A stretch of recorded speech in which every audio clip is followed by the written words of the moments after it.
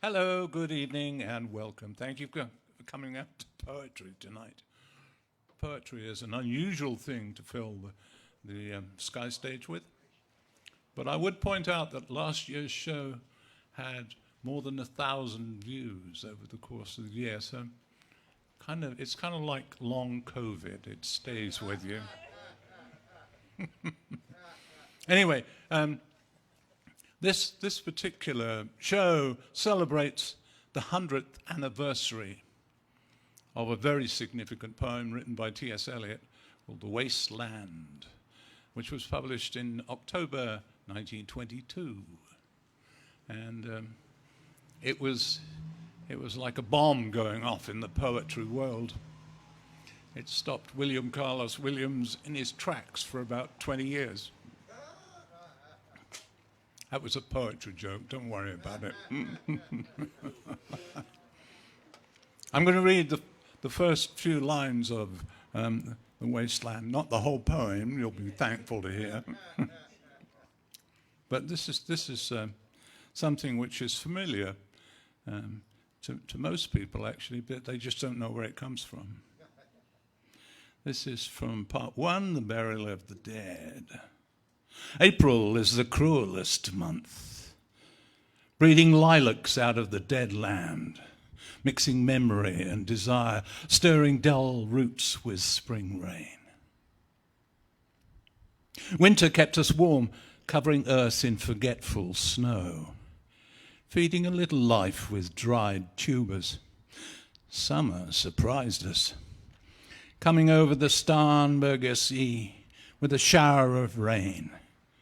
We stopped in the colonnade and went on in sunlight into the Hofgarten and drank coffee and talked for an hour.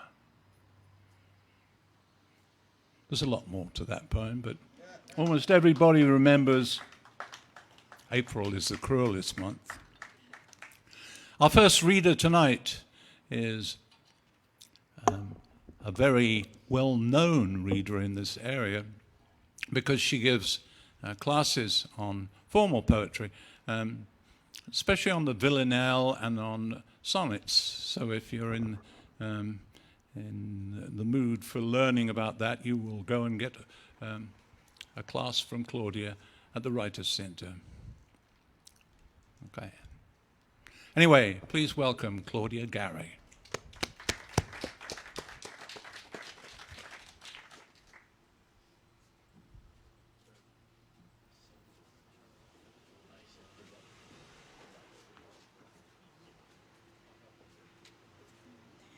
Thank you, Rod.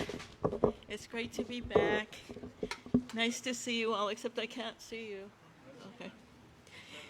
Okay. Don't say that. Okay. So I'm going to read basically poems that I wrote since being here last year. The first one, just to confuse you, is called Uncertain Sky. I dream there's a card in my pocket whose face is a sky with clouds that gather and clear. Then swing to one side and back as if on a hinge until sky's azure deepens. The card's shiny verso is plain, intentionally blank, defying all efforts to search for stratus or cumulonimbus. Their billowing, drifting selves have abandoned me to the care of this dream gone lucid, this lens so narrowly focused I can't look away. Yeah, thank you. This next item is a group of poems, of very short poems, that came about as a result of my working on a survey of nursing homes in Washington, D.C. Reflections on a nursing home survey. Each one is about a particular individual. Of course, no identities are revealed or anything like that. So. Reflections on a nursing home survey. 1, fingernails. You answer all my questions, but I wonder about the curling fingernails you flaunt with an impish smile, waiting in vain for me to ask why you have let them grow until they prevent any possible sensation from your fingertips. Over-medicated. You wish you could spend more of the day awake, but never refuse a doctor's orders, since that's how you've survived.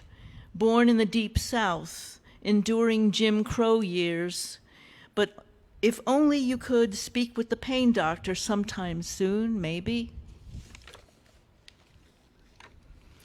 Next, overqualified. Your multiple degrees were not enough to keep you out of this windowless waste. But here you lie with an ironic smile, ready for Socratic dialogue, pursuing occasional rays of light. Next, Good Samaritan. They know you here already, you say, but you may as well tell me how many times you reported molestations against the disabled woman in the bed next to yours. Her mother has been grateful. There is no way to know how much longer it would have continued without you. Next, Holocaust survivor. They pulled off my pants, you cry, now and then, in answer to various questions. Sometimes it makes sense in context, but not always. Which indignity was it? The ones in your youth in Eastern Europe, or those occurring now? You have your own room here. It's quiet. Next, physical therapy. You were all ready to work your way out of here with PT, but then along came COVID. You've waited a year for more PT. When will it end? You wonder aloud today, double parked in half a room, with a curtain on one side, small window on the other. And finally, watercolorist. Though outlines are pre-printed, colors amid the gray enliven your walls, remind you to celebrate today, as calm brushstrokes enable your restless soul to stay. What lasts is what you've noticed, and how you've learned to play in vivid hues. Attention you've paid starts to repay its dividends in moments as past life falls away. Here as you work, the loneliness surrenders to your art. Familiar pain retreats as you repaint your heart.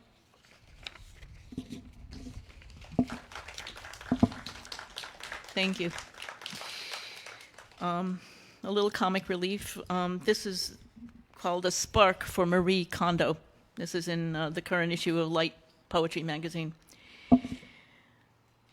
Was it an intellectual who told you it's possible to have too many books?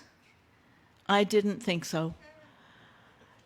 Different forces hold you in thrall. TV deals, real estate, chic looks. Speaking of which, what does spark joy for me is staying far away from any store where size play, mind play, sharp cacophony, and fragrances harangue me to buy more, even online. For this freedom, I choose to keep 2 closetfuls of clothes and shoes. So, thank you. And that was not a sonnet. But this next one is a sonnet. This is called Mind Hive. It's going to be in the next issue of the Robert Frost review. So, Mind Hive. Listen to them. They swarm and buzz inside the yard's perimeter with wings ablur. Then calmly focus, realign, and ride warm currents out of view. After an hour, I hear a crisp commotion in the attic until they tap, scrape, nibble through a board, and breach the plaster for an acrobatic colonization. Now they settle toward floors I inhabit. Did I knowingly offer this life to their impulsive spell? Their pulsing incantations, their decree of constant change? They think they know me well, offer me dim incentives to obey the scent of honey. But no, not today.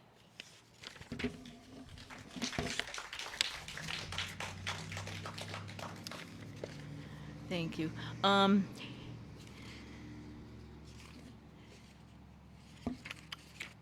This next one is a dialogue barely overheard.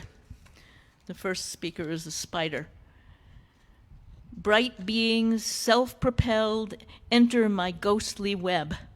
What fervor as they meld, what flavor as they ebb. And then the fly. My friends and I abhor this web where you preside, licking your chops for more. I hope we won't collide.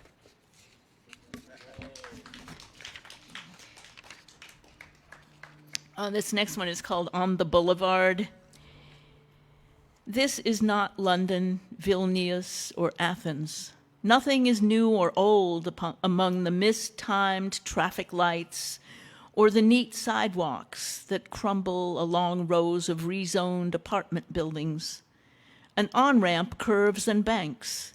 Vehicles sputter, then lurch around pedestrians, just missing the median while we, in a gazebo, drink percolated coffee out of bright cups, mid-century perfection, hand-glazed china, and speak of promises and expectations.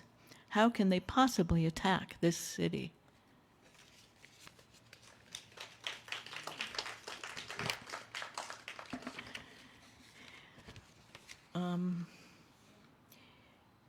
Field trip. Now, I didn't write all of these since last year, but they were all published since last year. I work a long time on each poem. I tend to revise many times, so sometimes for years. Field trip. In white on green, the town's name keeps taunting me until one day I take the exit, as reminiscers will. Close to a rundown farm stand, a stately pathway roams to the old house, its fields now swapped for ordinary homes. I think of stepping out for air, but then what would I see? Not you, nor what I once lost there. The dust version of me, preserved inside a lacquered box, someday to be an urn. And all that I once found there, believing stars would turn their jaded eyes to nonpareils, auras to bells and candy fluff, was just enough.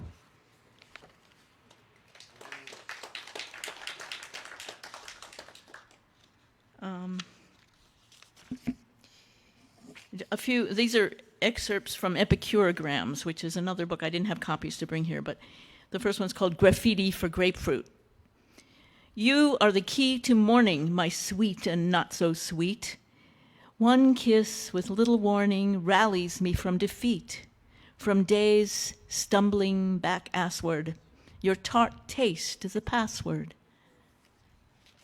And Cholent.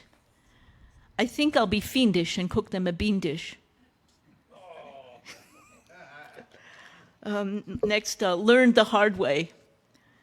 Though carrot juice's gifts are wondrous, an overdose can mimic jaundice. Whoa. It's true. And finally from this group, kindness. Honey creates a sticky mess. Let it be milk, no more, no less. Thanks. You don't have to clap after each poem.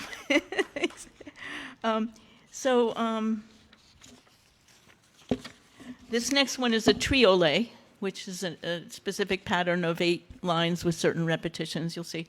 It's called Lamplighting, just 8 lines. The man whose light, I wrote a little bit after Election Day, but the man whose light bulbs burned out one by one over the past 4 years changes them all this morning. Seeing what the dark has done, the man whose light bulbs burned out one by one refuses one more day's oblivion, however mild it seems, however small. The man whose light bulbs burned out one by one over the past 4 years has changed them all.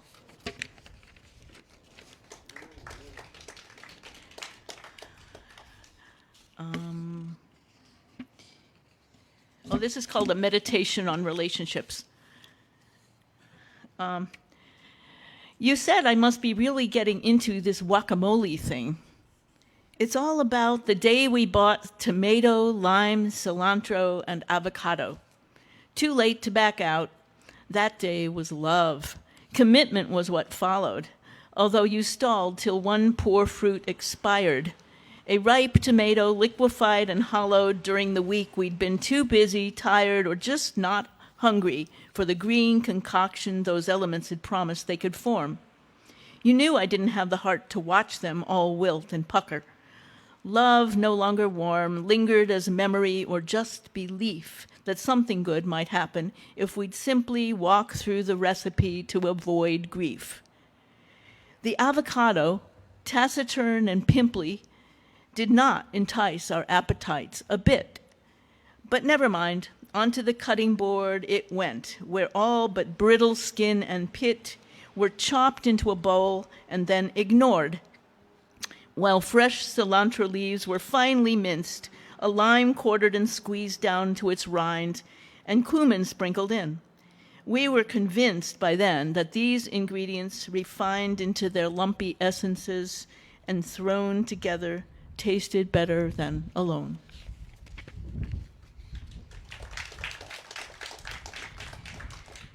Thank you. How much more time do I have, Rod? 2 minutes, okay. I'll read 3 new poems, very short, if I can find them. Okay. Yeah. And by the way, I have these 2 books are outside, if anyone wants to take a look at them later. There are various copies of each one. This is called Shading. Before making a mark, I broke 3 rules.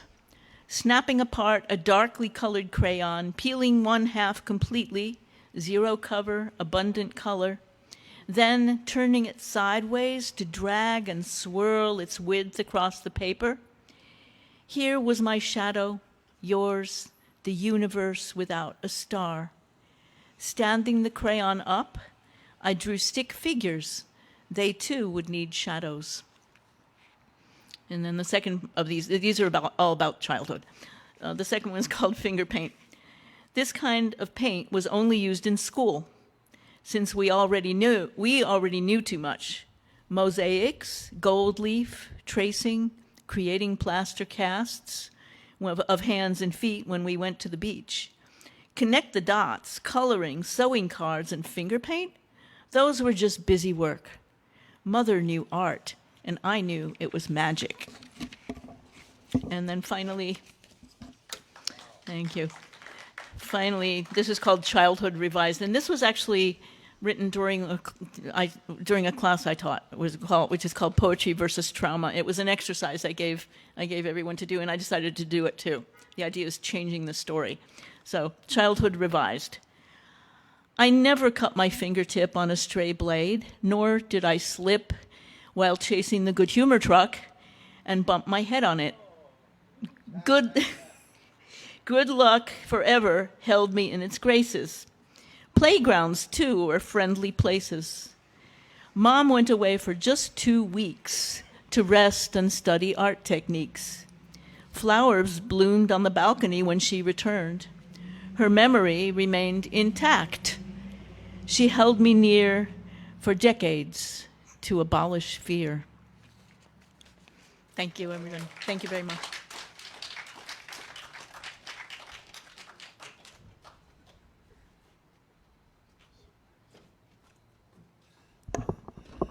Next up, we have a poet all the way from Delaware.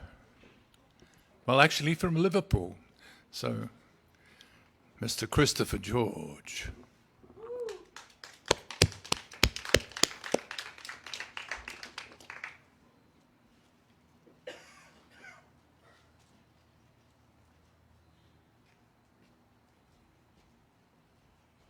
Thank you, Rodney. Roderick. Oh, Roderick. Oh, my God. As I said last year when I was here at Sky Stage, I don't speak posh like Mr. Deacey. I don't know whether he was the guy who did the ad about the flu. You see the wolf going through the corridors of the hospital. I am the flu. You did the voiceover for that, did you? Okay. As Rodney said, or Roderick, I'm sorry, I am from Liverpool, where the Beatles came from. And in fact, Paul McCartney was my uncle's paperboy. No joke. Paul lived with his family in Forthlin Road, 20 Forthlin Road, around the corner from where Uncle Bill lived. Uncle Bill was a music hall comedian, Billy Matchett, and he prided himself that he could reach the back of the hall without a microphone. And he used to shout at Paul for climbing over the fence between the houses. There's a book called Mersey Stars. Billy Matchett is on one side and Paul McCartney is on the other side of the page, facing page. I'm a big soccer fan. In fact, I'm wearing my Liverpool underwear tonight because Liverpool played today. They played at Ibrox Park in Glasgow. And just as with a number of matches we've played this season, and our season has been going pretty abominably so far, the other side scores first, and that's what happened today with Glasgow Rangers. But nevertheless, in the end, we beat them 7-1, so it's not too bad. I think Mr. Deacey is more likely a rugger supporter or a cricket man. Cricket, I see. All right, there we go. I find cricket a little bit boring, like baseball, but there we go. Okay, here's several short poems about football, or soccer as you'd call it. League of Nations. Some of them wouldn't know the name to the Pier Ed. The old-time fan grouses about our new crew, a Czech, a Norwegian, a German, several Spaniards, and a Finn. True, it's not like the old days with all the players from the home nations, Scottish, Welsh, and English, with an Irishman, maybe a South African thrown in as well. But if Zabi, Igor, Vlad, or Salif can knock 'em in, hey, I won't complain to see the club cabinet full of sparkling silver once again. Even if they know better the Seine or the Rhine, the Zambezi, the Danube, and not the Mersey's muddy brown. I was at Wembley, which is the national stadium in England, in May 1965 to see Liverpool win the FA Cup, which was the first and only time I was there, and the late Queen Elizabeth II, presented the cup. One, the Saint.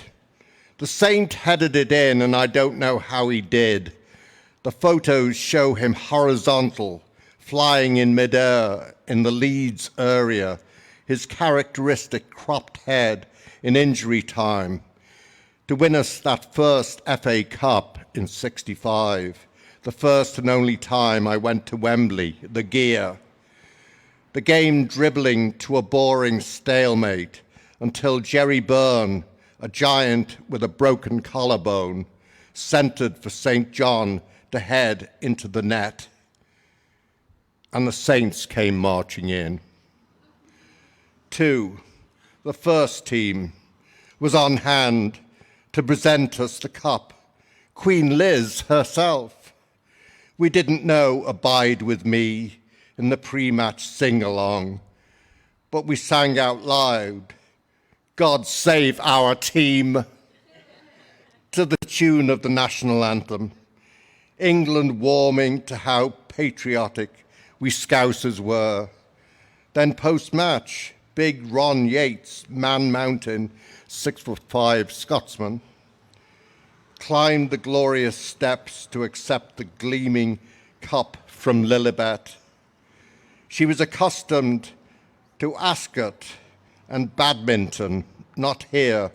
We probably bored poor HM to tears, a drab match, but we didn't care.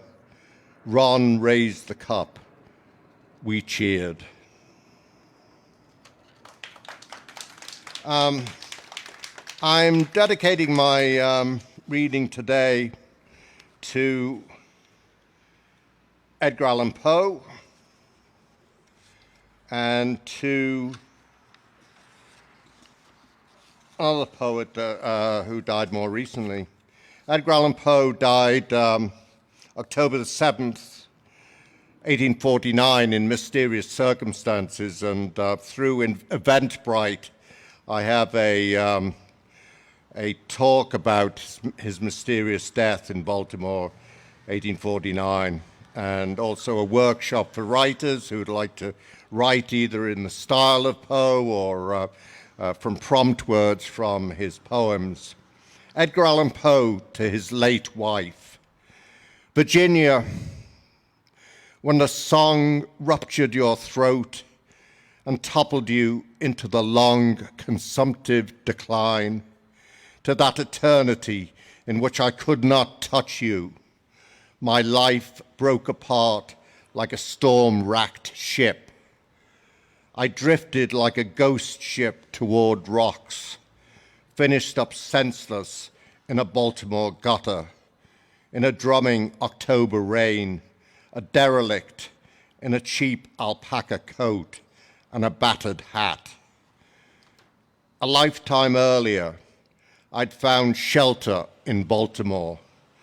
Your cousin Eddie, the cashiered West Point cadet, the aspiring poet, scratching at his impecunious art, whom you got to know with a child's eyes, a sister's love. My love for you grew into an impossible flowering. I married you over the protests of relatives. You were only 13, my violet-eyed bride, devoted to me, delicate in looks and demeanor, your speech the more beautiful because of the lisp you never lost. You were my ideal, Virginia, the star that guided me through my darkest, maddest nights, through the convoluted channels of my genius. But what agony as I saw your starlight fade, as you sank lower, choked with consumption. I saw the folly of hope that final winter. I cradled you in my West Point greatcoat, prayed for the miracle I knew could not happen.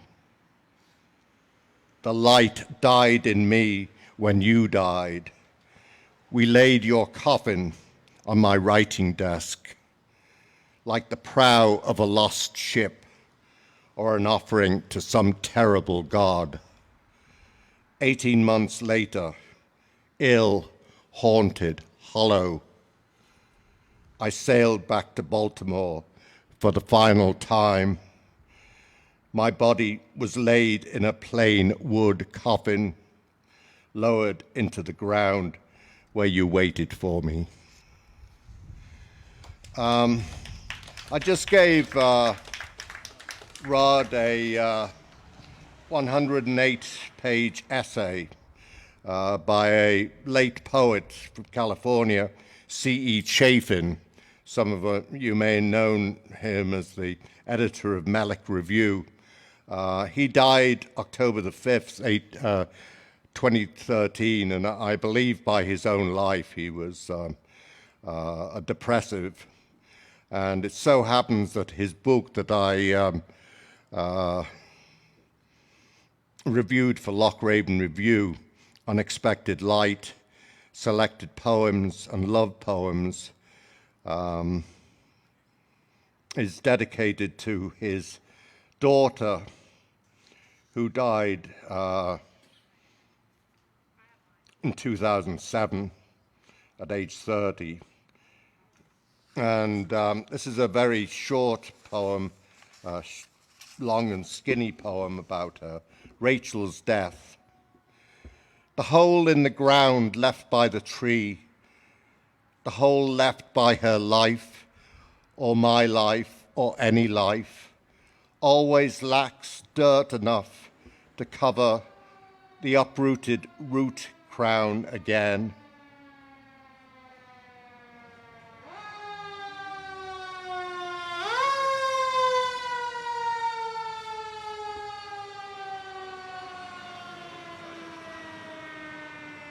Loss is a coin tossed down a depthless well. You listen for a splash that never comes. Of course, Craig Eric Chafin was of the generation that I was, the generation that lived through the Vietnam War. And when I came back to the United States, I first came to the US, to Baltimore in 1955, but my parents allowed me to go back to Liverpool to go to school. And I was there from 1960 through 1968. In order to come back, I had to get a visa from the American Embassy in Grosvenor Square, London. And I had to go there and had to sign an agreement that if I was drafted, I would serve in the US forces. So I could very easily have been drafted and sent to fight in Vietnam. I had a friend who was a fellow student at Loyola College, Baltimore, and he served in the medical service in Vietnam. I also had a cousin who was in Australia who served in the Australian forces in Vietnam. Another poem by C.E. Chafin. At the Vietnam War Memorial, black granite stretches its harsh, tapering wings up to pedestrian level grass, but sucks me down here at the intersection of names. I forgive, I must, though I wish something could heal this wound in the earth. Behold, all theorists, the price of theory, extreme unction by napalm and blood, vets shipped home whole or in pieces. The VA grants prostheses, but not minds free of horror. In jungles tumescent, through villages of straw, by the Mekong, where catfish sleep in mud heaven, we tramped, disarming mines and flushing tunnels, killing women and children for potential collaboration, smoking Thai stick until stuporous. Still the sound of Charlie played on every frond. Beat against this polished rock, America, this vast projective surface for your sins. Wear your bloody heart out. It's not how many died, but that they died in vain, achieving nothing except our grief for them. It's said you cannot write a good poem until recollected in tranquility. Let this then be a bad poem, bad as the war, dividing author from reader and reader from page. Let it drive a wedge between fathers and sons. Let fathers mistake rebellion for disloyalty. Let sons mistake honor for stupidity. Let senators mistake appropriation for commitment. Let mothers confuse waste with sacrifice. Let sisters turn to prostitution to forget. Let teachers suicide in public in partial recompense. Let preachers castrate themselves for passive assent.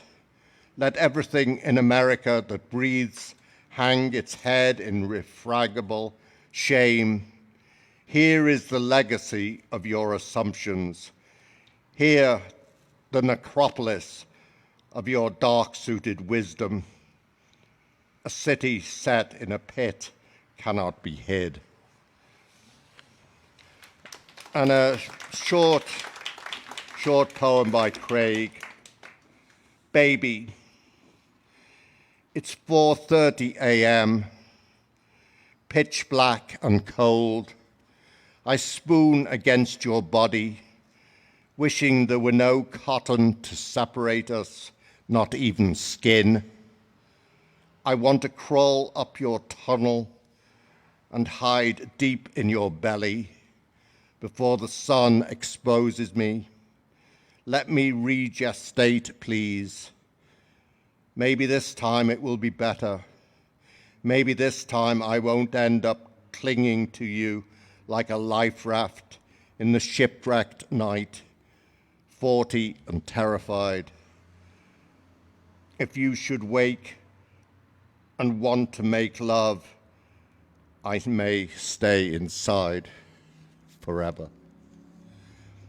And going to finish with one of mine, back to T.S. Eliot. A number of you will know that East Coker is one of the 4 quartets that Eliot wrote. Eliot was an American from St. Louis. Nevertheless, he came to England and became a British subject. He worked for the bank in London and then was an editor for Faber and Faber, who published him. He apparently cycled to East Coker when he was staying nearby, and so got familiar with the village in Somerset. I was lucky to go there. Ken Matchett, who was the son of Billy Matchett, the comedian that I mentioned, became the general manager of the Bournemouth Symphony Orchestra. And he drove me to East Coker in Somerset, and I was able to go in the church and see his plaque on the wall. Eliot's body had been cremated in Golders Green, London, and his ashes rest in St. Michael's Parish Church in East Coker. I find it hard to believe this is his final resting place, this cool medieval church interior, though it is so designated, the plain oval tablet imprinted in blue letters with the simple mystery of his words. In my beginning is my end. In my end is my beginning. Beside a tribute of orange chrysanthemums, Eliot's ashes interred here in English country quietness. This St. Louis American become British subject, returned to his forebears' village, where now England peeks into summer. Arum lilies skulk in the shadows of the yews, the whir of a motorized lawnmower as it sprays the warm air with the odor of new mown grass. The names of lesser mortals No Nobel laureates these flake away from the leaning tombstones, while Eliot's plaque competes with the flashy brass of a buccaneer. The village seems too perfect. The neat cottages of honeyed stone, garden walls draped with purple aubretia, like so many gems. East Coker gleaming in the sun, like so many gems in a woman's jewelry box. Everything seems removed from his alleys of bones. His chummy practical cats, rats and silk handkerchiefs on slimy riverbanks, fog slinking round city corners, the claustrophobic car at 4, Beckett sprawled, murdered on the cathedral floor. But East Coker sang too in his words, these yeomen, these fields, this quietness, this Englishness. A new start when he feared his writing career was over and as Europe convulsed in war. In my beginning is my end, in my end is my beginning.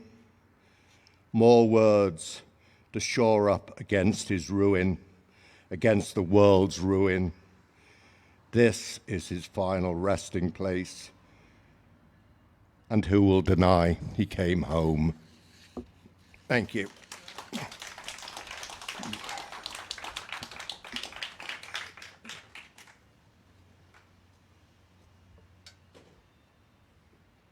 Thanks, Chris. Just to show that it's a small world, I would like to mention the fact that my great-grandmother, one of my great-grandmothers, was a Gidding from Little Gidding. Was she a little Gidding? Little Gidding, yes. She was a little Gidding? Yeah, a Little Gidding. Which, of course, is another one of the 4 quartets by T.S. Eliot.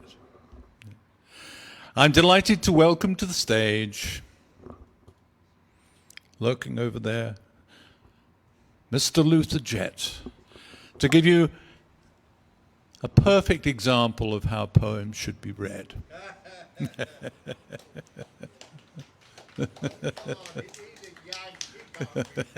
Yes, you can. Where are you, Luther? I can't see from here. Oh, there you are.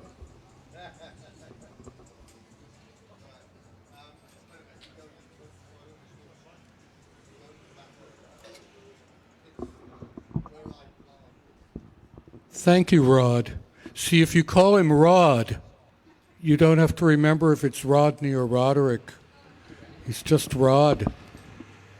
So I'm going to read from my most recent book, Watchman, What of the Night, which is on the table out there if you like what you heard and want to take some of it home with you. It is for sale tonight. And I'm going to read some newer stuff as well. But I will start with this poem, The Builders. Who made this house? Who sawed the timber, laid the stone foundations? Who carved the door frames and the window sills? Who dug the well and ran the pipes? Who forged the pump handle? And who stoked the fires to smelt the ore from which the stove was cast? What mason troweled the chimney bricks, course on course to reach toward the heavens? Who kept the ledgers, for that matter, at the lumber yard? Who fed the dog that guarded it at night? Who turned the lathe to craft the chair you sit in or the table where you nightly dine? You, yes, you, who live here now. You did not get here on your own. And when you sleep and dream, you do not dream alone.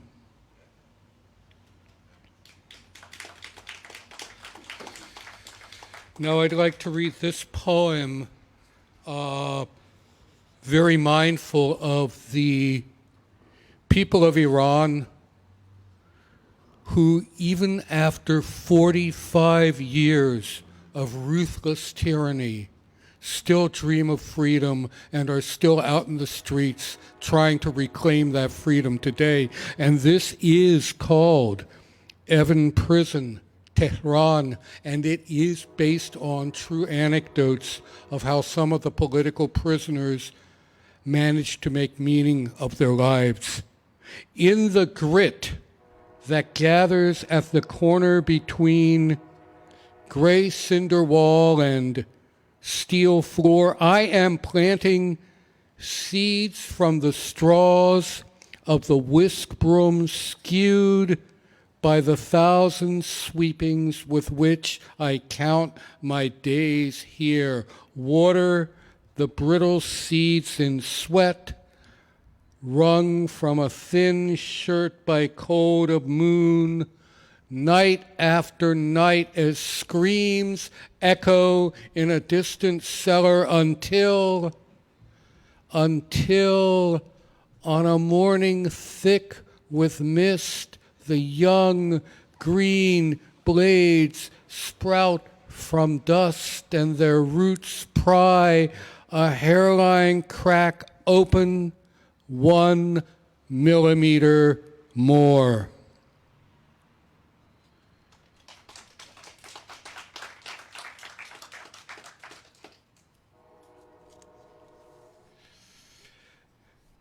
Mishawakam, farewell.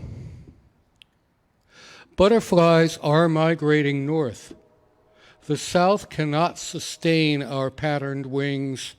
Against the deepest blue, orange becomes a cry for all we have lost.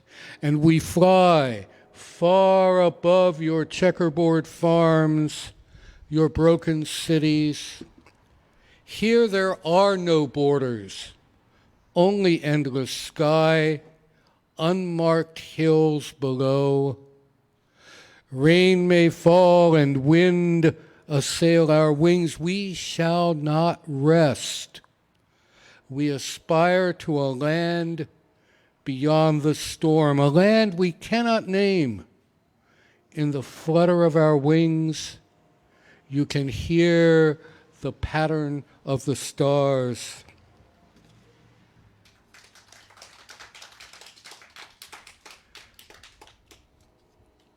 Endless summer. I guess it really wasn't endless, was it? The town where it is always summer has forgotten the famine, the wars of winter that bled into April. This town, with its porch suppers, pale hydrangeas, firefly dusks, wishes to recall just what bitter herbs make the honey taste. So sweet. We decorate our graves and ask no questions. Passing late when the moon sets, we hear sobs from a darkened bedroom and think it is a lullaby. And here, Claudia, just for you, here is a haiku. But it has a title which breaks one of the rules of haiku. Ghosts. A flock of wild geese drifts under the late autumn moon. Ghosts of my young life.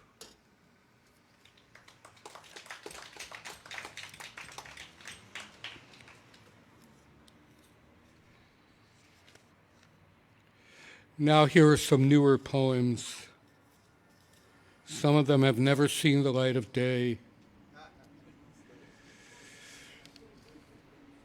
The Fizzy Cola Girl and the Great blue.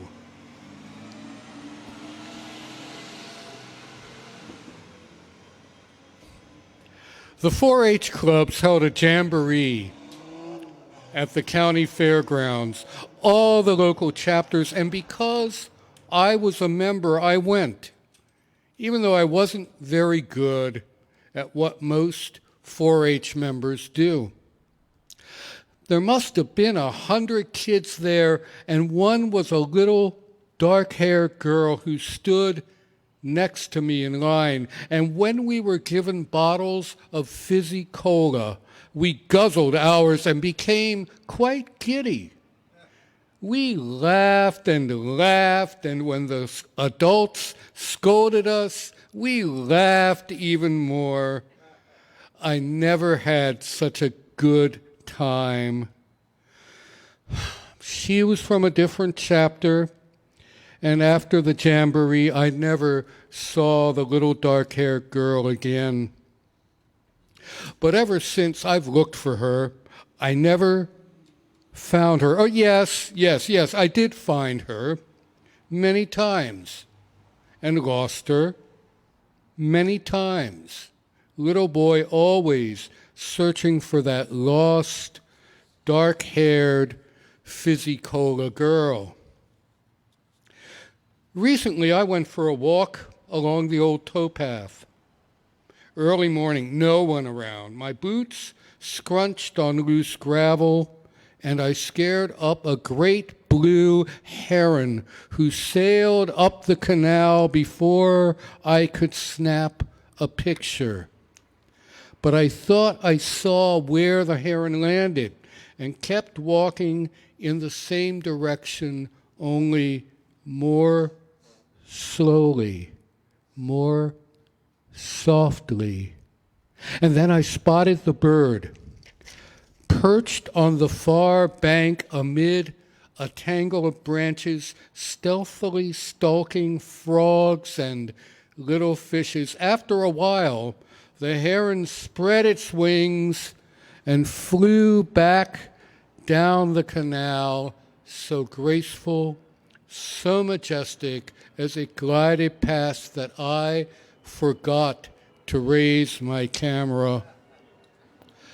I took that as a sign and turned back myself. Now and then I'd see that great blue heron flying over the waters as if to say, "Here I am, here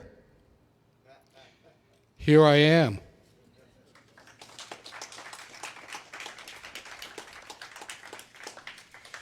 And a couple of very recent poems, and much shorter than the one I just read. Hiatus. Everything here is crawling with invisible animals. Or perhaps they're not animals, but an entirely new form of life. I wouldn't know. Wouldn't want to say because I avoid opening my mail these days. Can't be too careful when one is full of cares. How often must I look out this window before I see you in the distance, dust on your shoes, a red ribbon tied in your hair?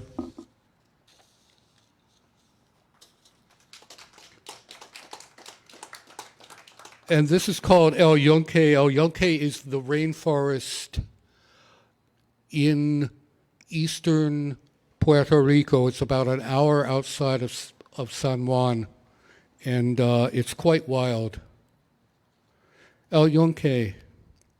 At cliff's edge, green jungle expanses reached below to touch bluest blue, where sea and sky become one. You saw a ledge of lavender flowers on the far slope.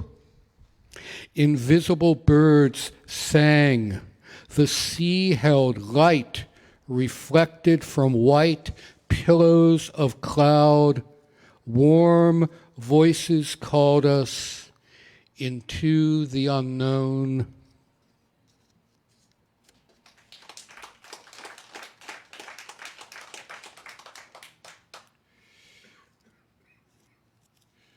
Now, if I can find this, I will read from Everyone Disappears. I think when I was here last year, I read primarily from this collection.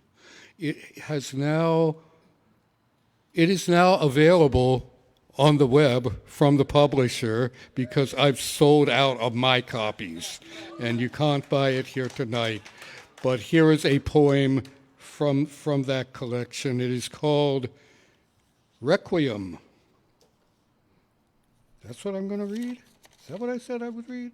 Yeah, it sure is. Okay, and here's why. Because somewhere in summer, we lost our virginity. Was it under the yellow street lamp where the moths beat their blind wings? Or behind the door in the sound wall running alongside the interstate? We blew past the last exit for nowhere, heading beyond the neon and all the fireworks. The houses we were born in will one day crumble to the touch, vanishing as clouds, the way fireflies glimmer beneath the dusky trees and are gone. Moon-colored graves yawn atop the shrouded hills, and the stars fall, the dawn comes up, the long laziness of morning does not seem the end of anything, this dream no different from the last and yet entirely new.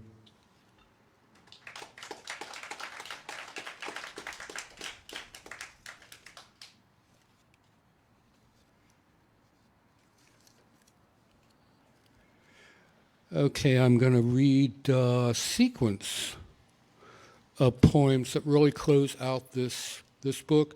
It's on sale. It's on the table out there. America, a partial list. Dusty playground wrapped with yellow hazard tape, abandoned fields out past the interstate, 1,000 bus terminals. Mama sighs, baby cries, gates close. Fire scours brown hills, water rises.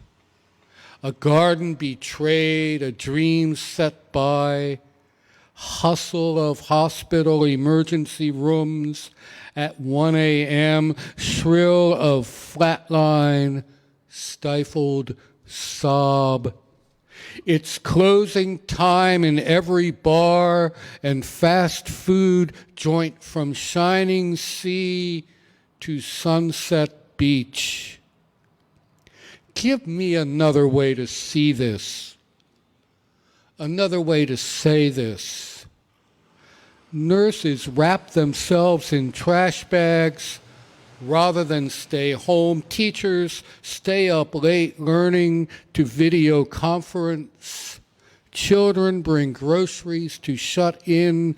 Pensioners, Broadway stars sing lullabies. The gritty streets fill up with lovers. No one stops marching. No one will be stopped. High on mountain shoulders, red berries ripen beside perpetual snowdrifts. In the deep recess of canyons where no cayuse can follow, white-winged doves.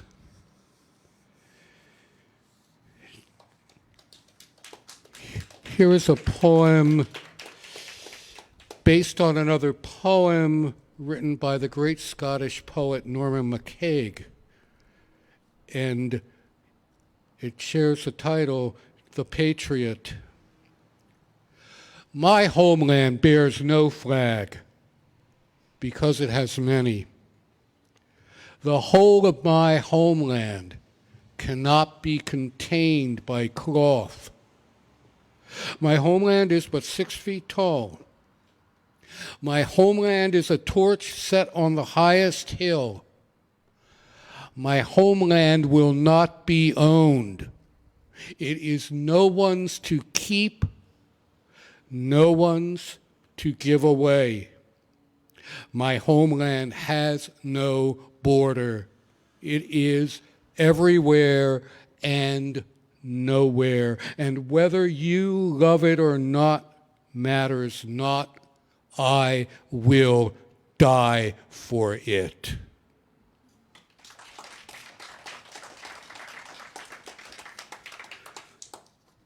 Shema, you may know that Shema in Hebrew means listen, hear, pay attention. Listen. The silence breaks open the hidden door behind the door. Listen. The rusk of wheels over a gravel path, the keen of the red-shouldered hawk on her perch, the moan of deep earth shuddering open. Listen. The sky spins. Listen. We won't stay hidden forever. Listen. The whistle of the night janitor, the sigh of the young mother, the click of a key in the ignition just before the motor turns over. Listen, there is no silence. Listen, it is all silence. Listen, the storm. Listen, the wave, the waiting earth, the slow pulse of the Oyamel fir in late winter drawing her sustenance from far beneath the stones. Listen, the wings of the butterfly, the hinges of the door which hides the unseen face. Lilacs. That was my tribute to T.S. Eliot, that mention of lilacs. That was it. I've got two more if I've got the time. Good. Yes, I think the poem probably owes a little bit more to Walt than to T. But if I can find this poem, and if I can't, I'll just read one more poem.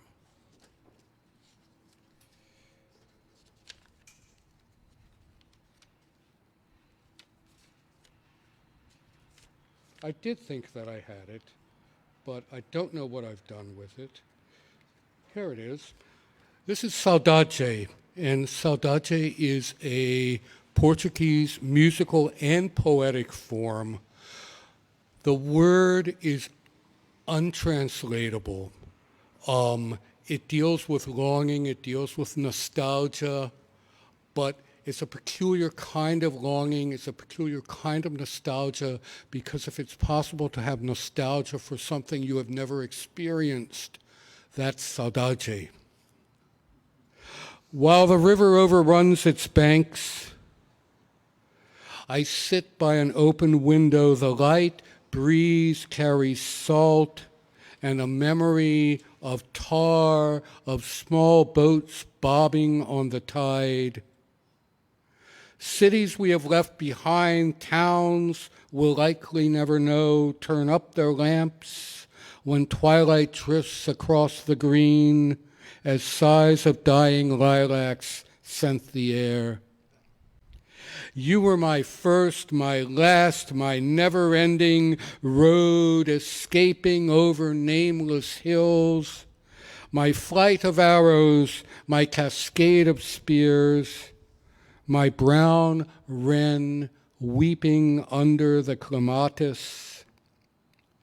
Seas that have parted and seas which roar between us, stars whose names no voice will ever sing. These are the gifts I leave behind with nothing in my pockets but my hands. If you listen in the morning to the dew fall, you will hear the footsteps of my melody, and in the evening the sky will burn red My blood is on fire for wanting you.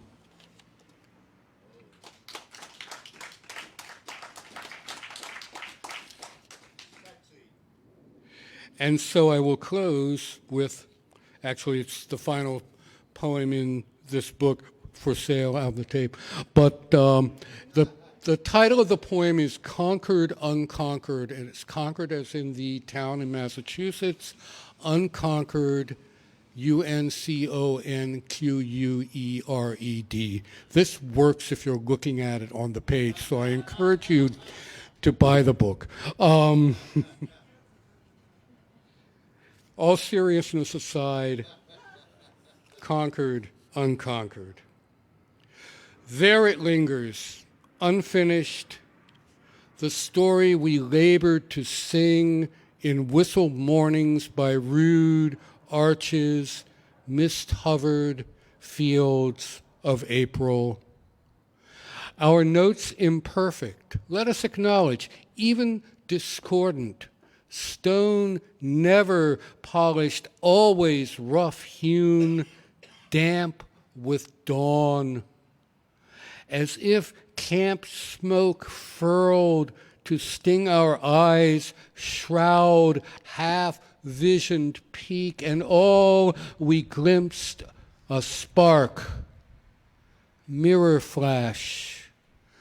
Oh, beautiful, what's hidden past our grasp, our muscled strife. We do not want this hymn to end. Glory to the muck, the sawdust floor, scrawled signature, torn bandage, mouth harp and conch, forever, amen. And thank you all for being here.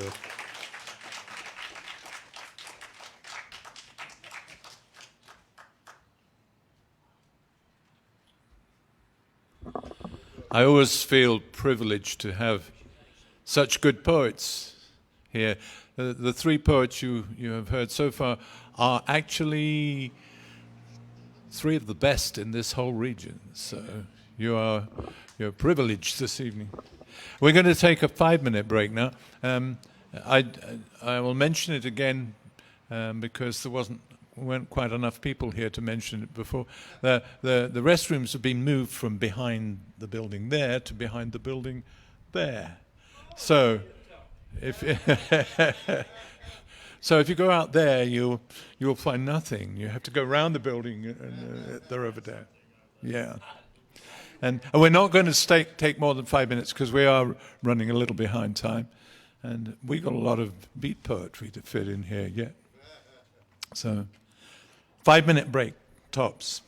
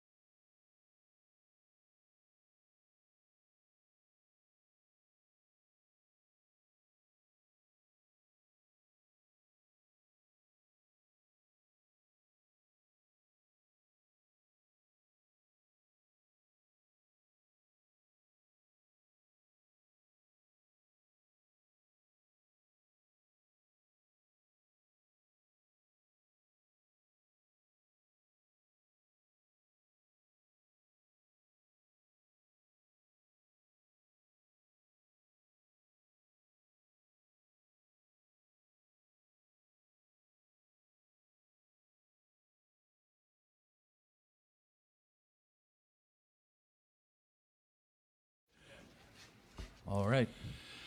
Okay, beat poetry. A quick lesson about beat poetry.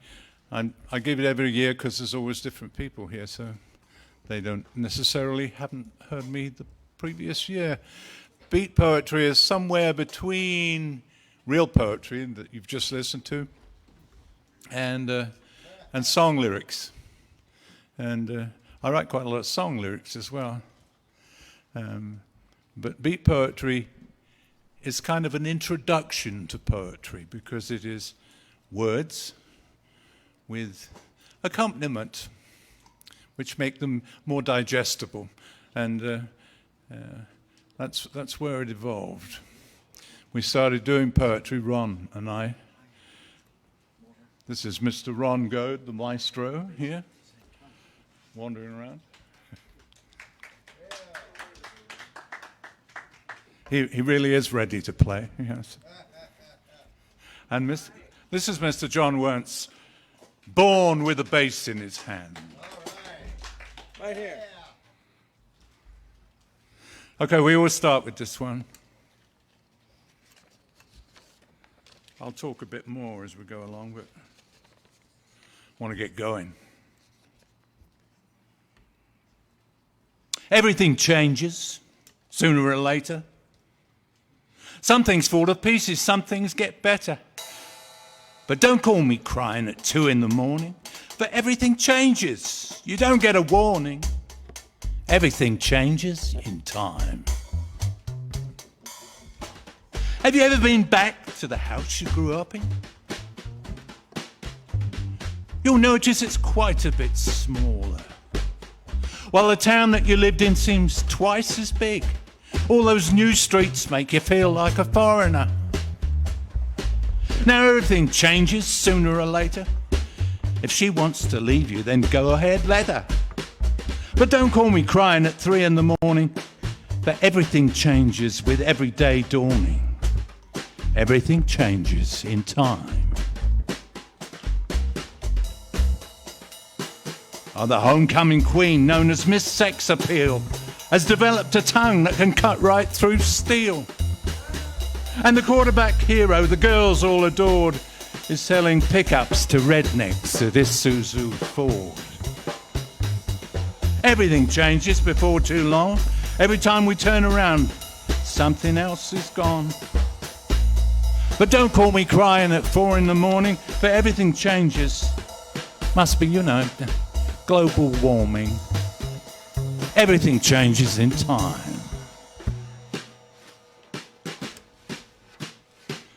Plus ça change, plus c'est la même chose. That's what some French guy says, but who knows what he knows? But I know. I know. Everything changes, not just the weather. Some things fall apart now, some things come together. If it isn't getting bigger, then it's getting smaller. If it isn't getting shorter, then it's getting taller. If it used to be a dime, now it's $2 or $3. If it's not coming in, well, it must be going out. If it's not flooded, then you know it's a drought. If you used to be a true believer, well, now you have doubts. The dog days of summer made my thinking hazy.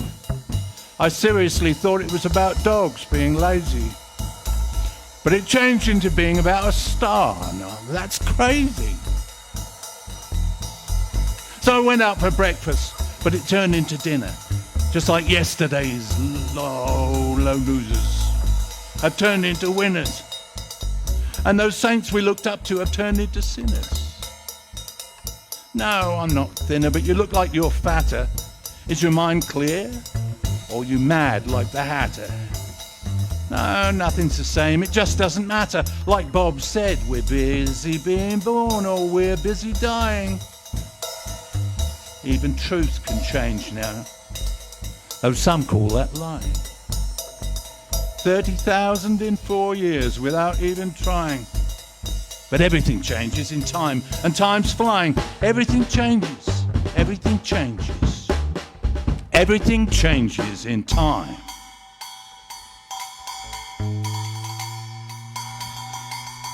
Don't you find it ironical and strange that the only real constant is that guy on the corner with the purple mohawk, weird tattoos and all those painful piercings, who every day when you walk by asks you if you could possibly spare any change?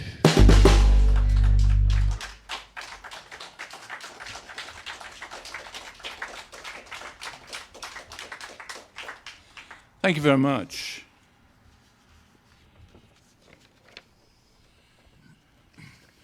Now we have something different. Now, you've heard of a haiku, because Luther read one earlier.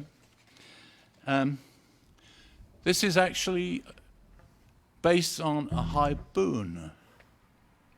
A haibun is a paragraph of prose poetry followed by a haiku.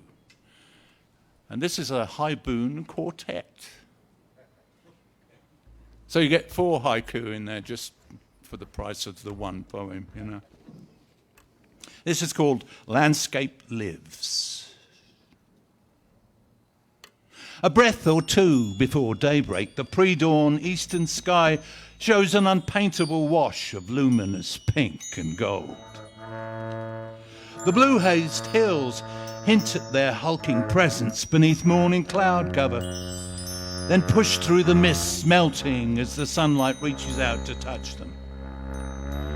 Goshawks and buzzards begin to patrol the slopes and grassy leas, while a lone osprey perches on the broken oak at the river bend.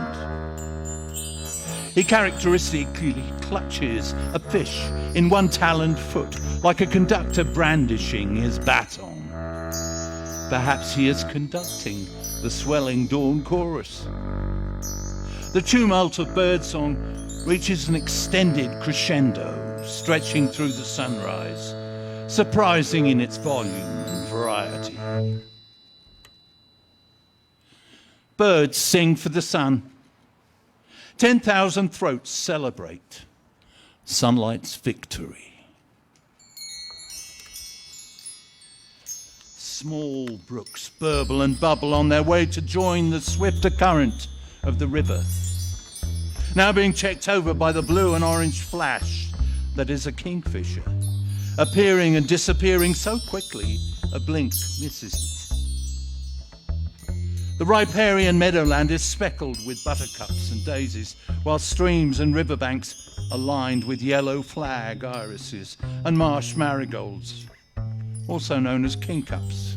No one knows why. Tall tumbles of brambles at the wood's edge promise a heavy fall crop of blackberries. Kingfishers scan fast. Irises patrol slowly. The banks are secure.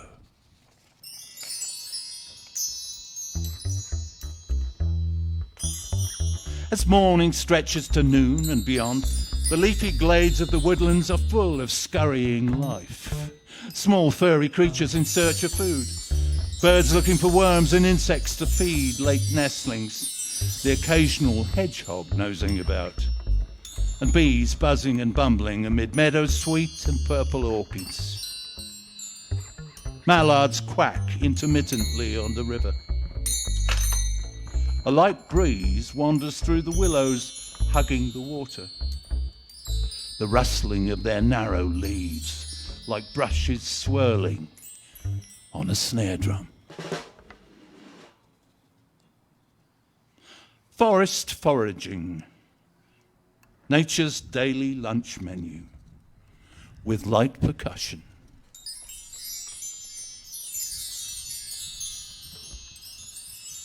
The long, lazy hours of the afternoon run into dusk, signaling the arrival of owls, swooping and screeching and circling soundlessly across open ground. occasionally snatching up some unfortunate mouse or vole. Riding the twilight, shadows slide onto our shoulders. Deep darkness descends. Nightbirds sing true lullabies. Stars throb in the skies.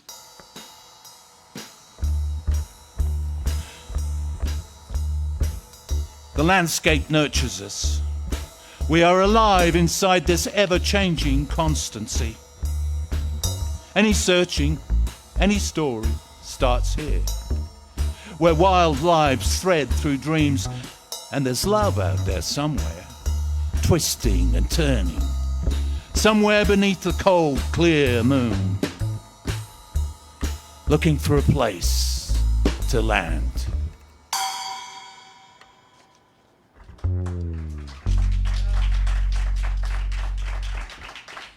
Thank you very much.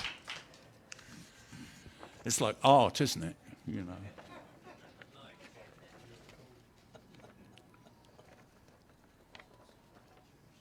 There we go.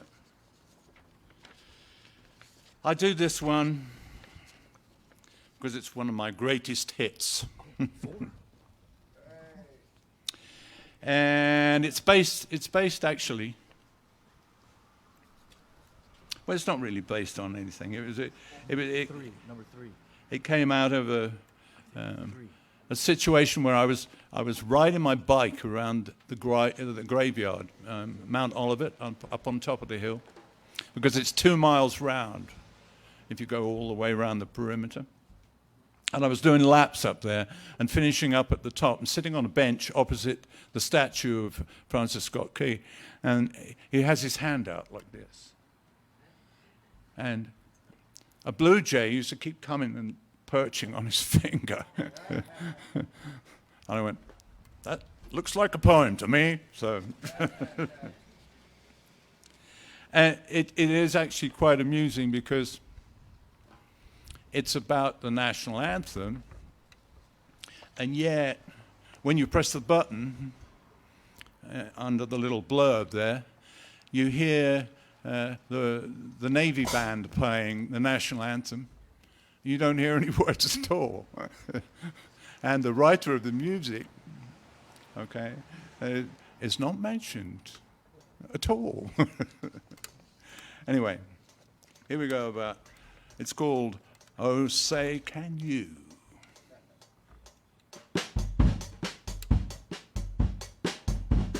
I was sitting below Frankie's elegant bronze knee.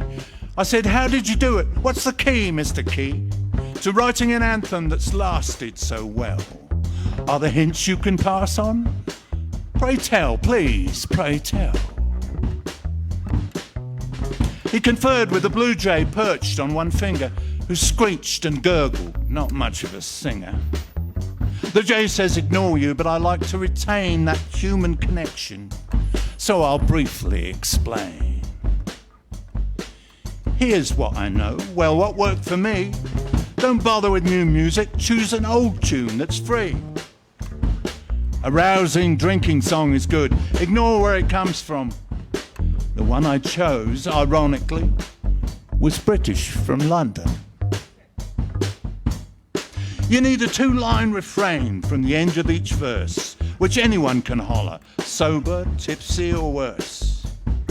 The sentiments must be simple, easily understood. Say something about the country that sounds vaguely good. No one sings more than the first verse. The rest are ignored. So don't spend too long on writing much more. At least half of my lyrics are not clear. Read and see. But I won a wager when I put vauntingly in verse 3. I'm amazed that people visit me from all around the nation just because my first 8 lines caught their imagination. No one remembers I was a great lawyer, although they ought. I presented more than 100 cases to the Supreme Court. But the thing I find amusing from this column I stand on is the button people press from the sound of my anthem. For what they hear is a tune from the US Navy band, not the words that made me famous throughout the land. In the description below me, one name is missed.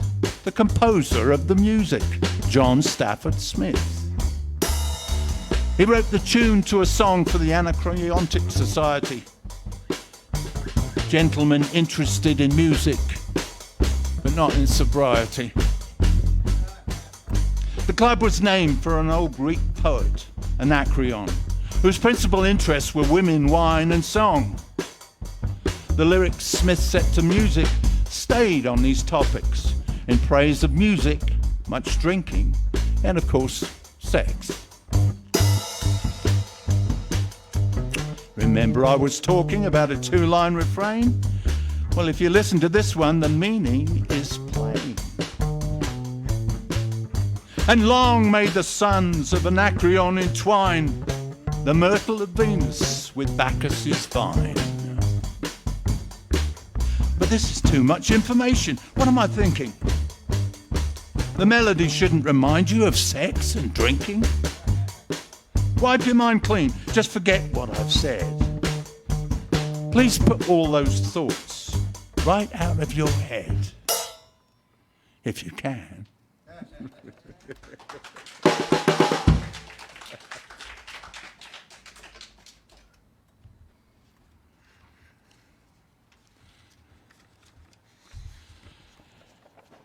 Okay, this is a beat poem, which was one of the poems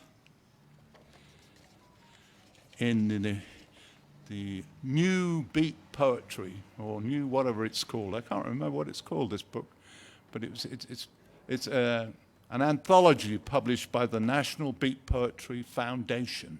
I think it's just New Beat Anthology. Yeah. New Generation Beat Poetry, that's what it's called. Yeah. By the way, Rod, I have a footnote about Francis Scott Key if people are interested. Oh, okay.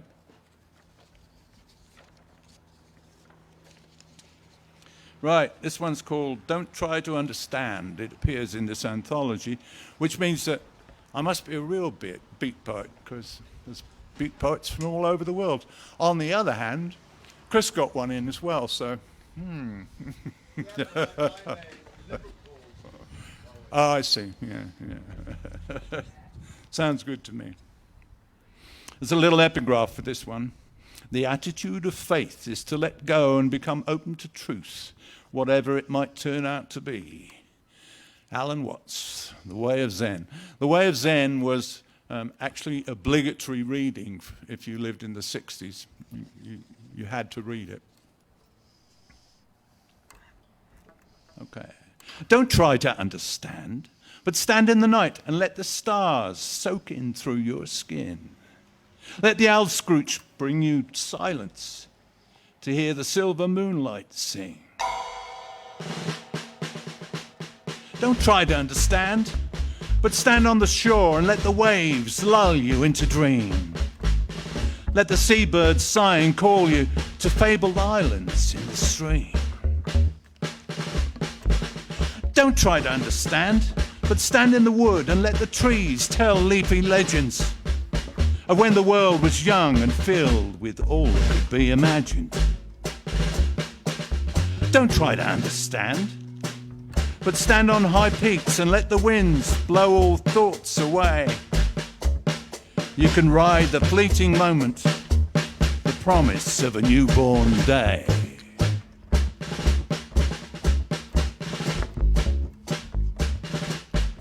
These days, the best minds of our degeneration are uncertain about the existence of a personal God, who, according to some white folks, has a long white beard and votes Republican, although this is unlikely as Jesus clearly leans towards social activism. Anyway, he or she is reputed to love us dearly, and time will tell who is right when non-believers are plunged into the fire, or not. It's at this point that birds fly in. Looks like two crows again, thanks Ted Hughes. appearing like fluttering black flags in the blue heavens. The corvids cartwheel and tumble fearlessly through the sky for the pure joy of it. Isn't that enough? Caw, caw. Shouldn't we all congratulate ourselves on being alive?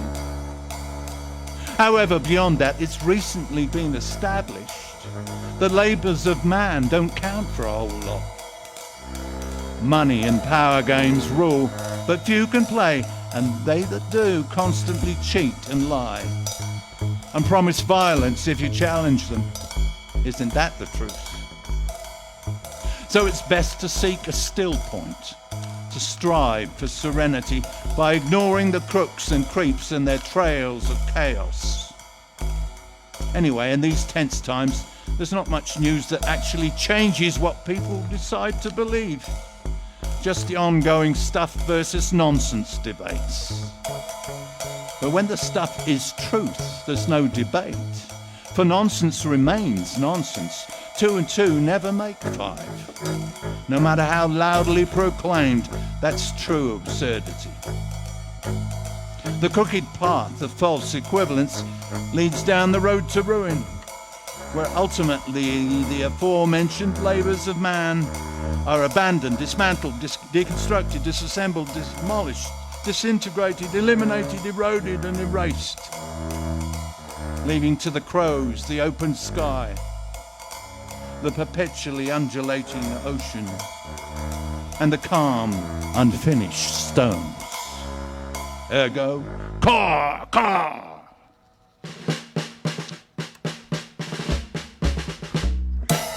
Don't try to understand, but stand in stillness and let things be. Set your senses free, feel eagles above, whales below, where endless sky meets endless sea. Endless sky, endless sea.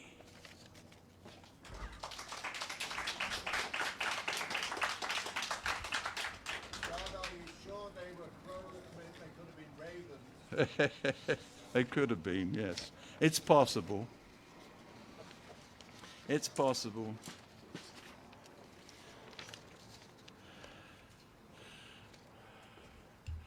One of the topics which poets find hard to write about a lot of the time is what people fear more than death, which is dementia, Alzheimer's, and other assorted delights that wait for you as you get older. This is called Listen to the Rain.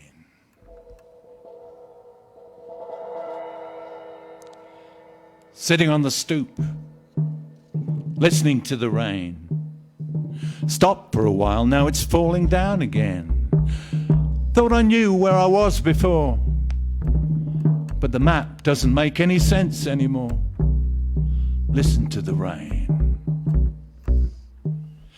I really don't know if the world's gone crazy. Maybe my time-worn memories are hazy, but I'm doing my best to keep on carrying on. I may know you, but your name is gone. Listen to the rain. If it's clear tonight, we'll see the stars. Perhaps the planets Jupiter and Mars, or the trail of a meteor zipping down from space. You call my name, just another strange face. Listen to the rain. Listen to the beat of the raindrops tattooing the old tin roof, and the splashing rainwater gurgling down the gutter keeps on running away with the truth. Nothing to do as the years slide along. I'm losing all the lines to my favourite songs, while simple words for familiar things simply disappear like they've never been. Listen to the rain. It's a cruel trick, this slow erosion. Wisdom wears away, awaiting is confusion. Sleeping, empty dreaming, endless days. It's a mystery road. Take the mystic's way. Listen to the rain. Sitting on the stoop, listening to the rain. Stopped for a while, now it's coming down again. Used to know what was real and true. It's a strange old world we're passing through. Listen to the rain.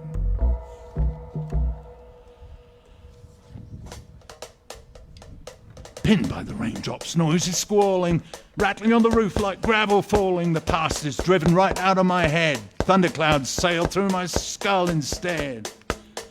As days dissolve beyond recalling, I listen to the rain. Listen to the rain. Listen to the rain. What's your name? What's my name? Listen to the rain. Even when all is fallen away and forgotten, this life we have is like a magical elixir, so rich, so strong, that merely the promise of the day's sun-driven return is enough to pull us through and beyond the dark, even if only to hear the dawning morning rain.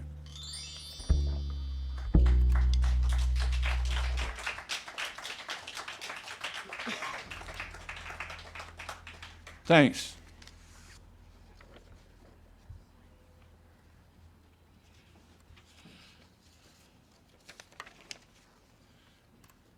This is an angry old man poem.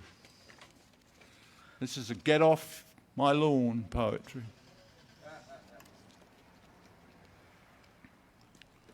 It's called Hurry Up Please It's Time, which people may recognize as being a line from The Wasteland. And it's what English publicans, people who own pubs, say at the end of the evening, because there's a time for stopping serving and then there's a time for stopping drinking up. And they go around saying, hurry up, please, it's time, just to make sure that people buy their beer before the gong goes. Sup up. I have every right to be cranky. We all have a right to be cranky. It isn't until we get a little older that we begin to notice the pattern. And then we come to realize it's time that's always screwing with us. Stretching interminably when we are pinned down, locked up, unable to escape from tedium, such as having to endure an endless Sunday sermon about a man who was mostly imaginary, or when we are, let's say, stuck in an airport during a snowstorm, or staring at the bars on the window of a small cell after that unfortunate Coke misunderstanding. Of course, time passes way too quickly when we are happy, fancy-free, dancing through the meadows or in the street, living life to the fullest, dallying, shall we say, with a member of the opposite sex, or same sex, or whatever, so that suddenly, zip, we are old and our lives are done. And the older we get, the faster the years blow by. Thanks, time, you bastard. Sometimes, just for a change, time compresses so much that it squeezes reality, all of reality, everything, into a single instant. Then, without any warning, it bursts back to normal with a gigantic Big Bang! And everything explodes out in all directions at enormous velocities. Admittedly, we only know of this happening once before because, of course, time fades all memories, heals all wounds, wipes a smile off the Sphinx's face. turns the works of Ozymandias into sand. Only his legs are left, but one is right. No, they're both left. Well, never mind. Now we don't remember if we're still in the here and now or left right in the middle of last week. Also, the James Webb Space Telescope has spotted a few really ancient, really faraway galaxies that time forgot to compress. And they may be even older than the Big Bang, which is another story. That's got a lot of scientists cranky. About time too. About time too.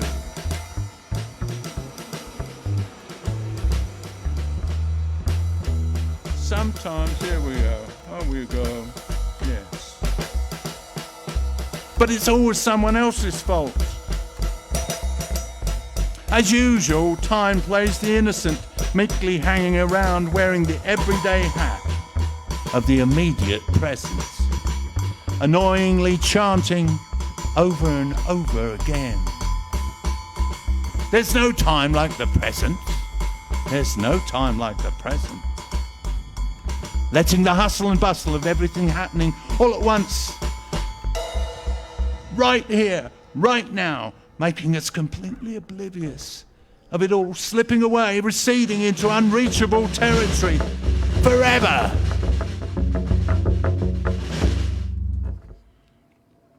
If we were smart, we'd throw away our watches, delete the clock app from our phones, build a bonfire of grandfather clocks, cuckoo clocks, alarm clocks, all the rest of the damn clocks, and let the buses and trains and boats and planes show up whenever they feel like it. We could simply revert to how I recall things used to be in the aptly named good old days. When it gets light, get up. When it gets dark, go to bed. We'd all be a lot less stressed, and we wouldn't give time the time of day. Not one single solitary second. Bastard. Tick tock, tick tock, tick tock.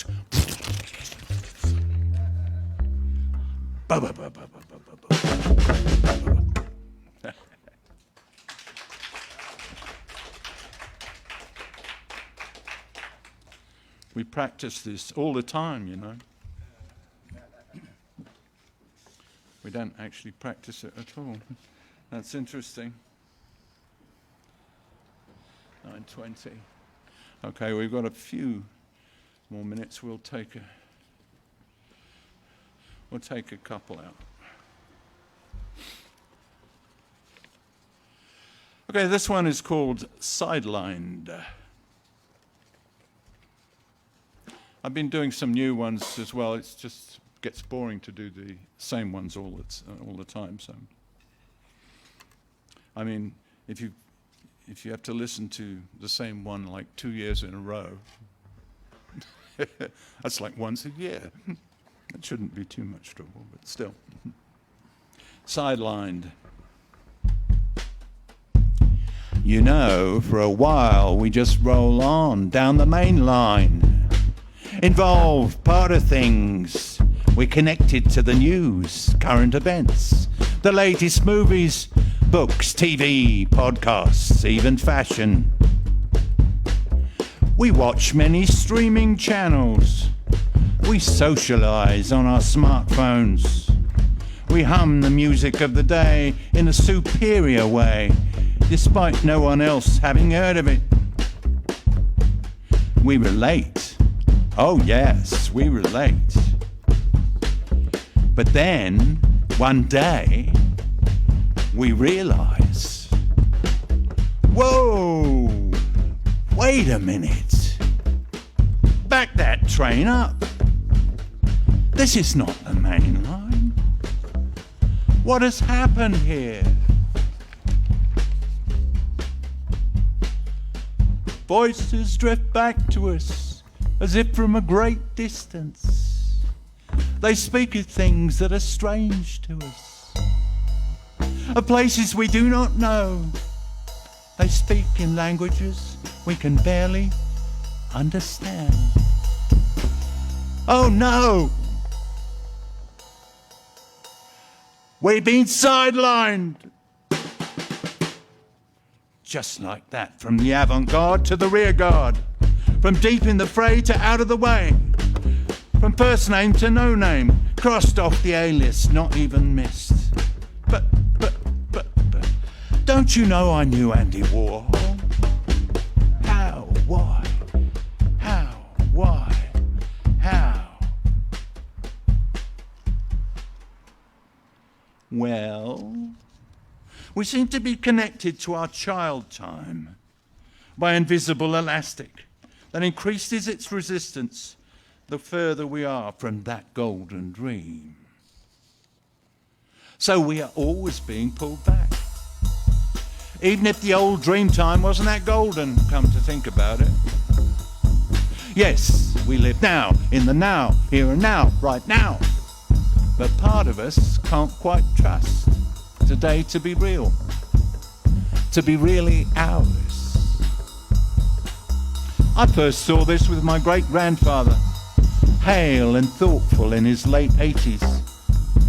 Brought up in lamplight and gaslight, he was never quite sure about electricity. I can see him now in his Harris tweed +4s and waistcoat, still looking slightly disbelieving when he carefully flicked the switch. And there was light. Are we in Paris? He used to joke. So bright. I think I'll read the newspaper. Do we still have newspapers?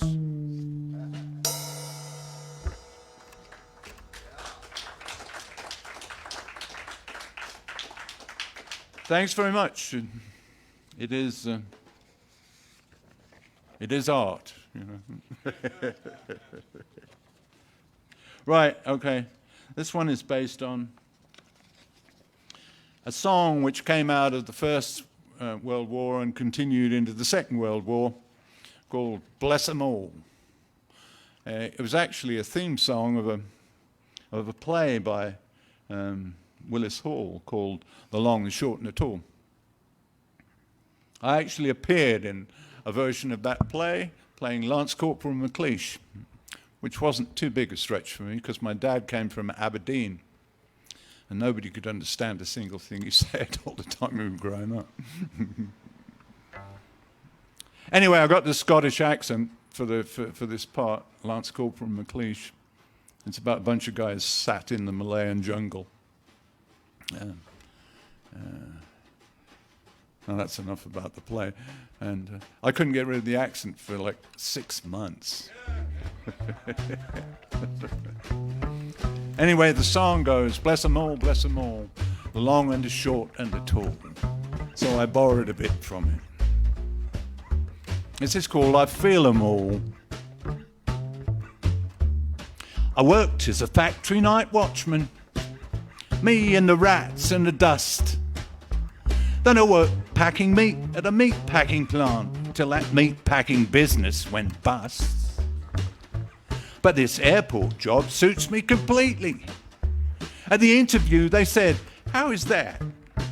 I said, "I've spent many long hours in security and I'm used to handling fat." You're hired. I feel 'em all, the long and the short and the tall. If you don't want to be scanned, I'll simply do it by hand. I feel 'em all, feel 'em all, feel 'em all. Oh, our scanners show things in great detail, right down to that mole on your rear, your piercings and jewellery and all that tomfoolery, and that tattoo you've got you know where. You know we can't save scans for later viewing. Can't post your scans on the web. YouTube. But if you're concerned about scans, don't you worry. I'll use the deep probing pat down instead. I feel 'em all, the long and the short and the tall. I'm checking for plastic, maybe in your butt cheek. I feel them all, feel them all, feel them all. Ah, the world is full of crazies who kill innocent people for fun. They've been fooled into thinking that paradise can be found with a bomb or a gun. So bite back your rants about privacy. Stop throwing those indignant fits. What would you rather do? Enjoy a grope or two? Or be blown into very small bits? I feel them all, feel them all. The long and the short and the tall. So if I squeeze your breast, why, it's all for the best. I feel them all, feel them all, feel them all. If you're flying, I'm sure that you'll meet me in the hall on the way to your gate. You'll be amazed what I can tell with one simple feel. I know all Vicky's secrets, and I can tell real boobs from fake. But there's really no need to be nervous. I'm here to serve in this land of the free. Well, for now, free. When you're on your way to fly those friendly old skies, you'll meet no one quite as friendly as me. I feel them all, feel them all, the long and the short and the tall. Please don't complain, instead give a smile, or I'll pat you down again, cult leader style. I feel them all, feel them all, feel them all. Feel them all, feel them all, feel them all. Yes, I do. You too. No exceptions. Hands against the wall, please. Hands against the wall.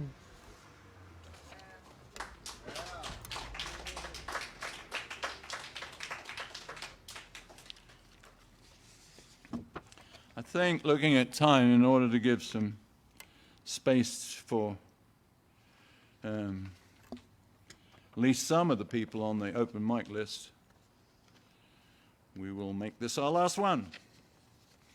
And it doesn't last too long, so here we go. Thanks for the memories, thanks for the melodies, thanks for those birds that sing all through the night, thanks for the reveries, thanks for the remedies, thanks for those words that bring solace and light. Thanks for the instruction, thanks for the construction, thanks for the clockwork girl, built Christmas Day. Thanks for the production, thanks for the destruction, thanks for the online world that won't go away. Thanks for your patience, thanks for your complacence, thanks for the dark chocolate, I ate it for dinner. Thanks for your non-violence, thanks for your total silence, thanks for telling me straight when I pick a winner. Thanks for the memories, thanks for the maladies, thanks for the chance you took, giving me the cure. Thanks for the miseries, thanks for the mysteries. Thanks for that secret book, the teachings were pure. Thanks for the deeper beat, thanks for the stamping feet, thanks for the rhythm of days flickering by. Thanks for the cheat sheet, thanks for the summer heat, thanks for the wisdom of letting time slow slide. Thanks for the memories, thanks for the memories, thanks for selling with them 24/7. Thanks for the specialties, thanks for the eternal tease. Thanks for tall story time and fantasy heaven. Thanks for the bloom to the bloom, thanks for sun-drenched afternoons. Thanks for that earworm tune, it's in my head like glue. Thanks for scented twilight, thanks for silver starlight. Thanks for the sanguine moons shining scarlet all over you. Thanks for the falling leaves, thanks for the bone-bare trees. Thanks for bears warning snoring, his cave sealed by frost. Thanks for post-war nostalgia, thanks for post-apathetic neuralgia. Thanks for constantly reassuring us that not all is lost. Thanks for the overdue induction, thanks for the fine reproduction, thanks for Robo-Boy's digitization. When charged, he ran away. Thanks for the soft seductions, thanks for the large deductions, thanks for welcome contributions to my forgotten IRA. Thanks for devils that bedevil us, thanks for revels that unravel us, thanks for carrying the candles that light us to bed, thanks for breezes that dishevel us, thanks for gales that level us, thanks to vandals hiding handles, the real truth's never said. Thanks for careful astronomy. Thanks for carefree astrology. Thanks for sign designations they say we're born under. Thanks for speculative cometology. Thanks for studious planetology. Thanks for starry constellations. The sky's full of wonder. Thanks for far-off bells ringing. Thanks for harmonized choir singing. Thanks for toned and tinted visions we hang upon the wall. Thanks for songs with heart that speak to me. Thanks for head and heart poetry. Thanks for wild intuitions that come when I call. Thanks for wind-stroked mountains. Thanks for moonlight fountains. Thanks for sprawling green gardens, the darling buds of May. Thanks for Cocopelli canyons. Thanks for tried and true companions. Thanks for just-in-time pardons at the dimming of the day.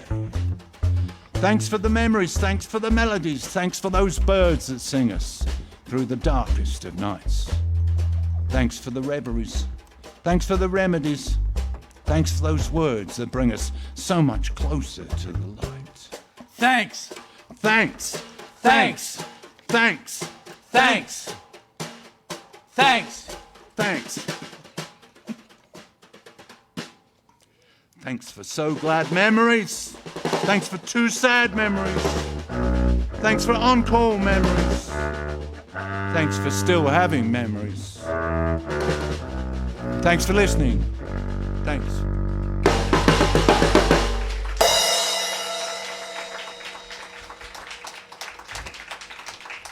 Thanks very much. We'll kick pretty much straight into the open mic. And I think the first name is Nathan Blanchard. I wonder if I could get my friend David on first. Rod, yeah. Can I get Dave on? We have to drive back to Baltimore. Okay. And the thing about FSA, it was a song in the first place. It was never a poem. No, right.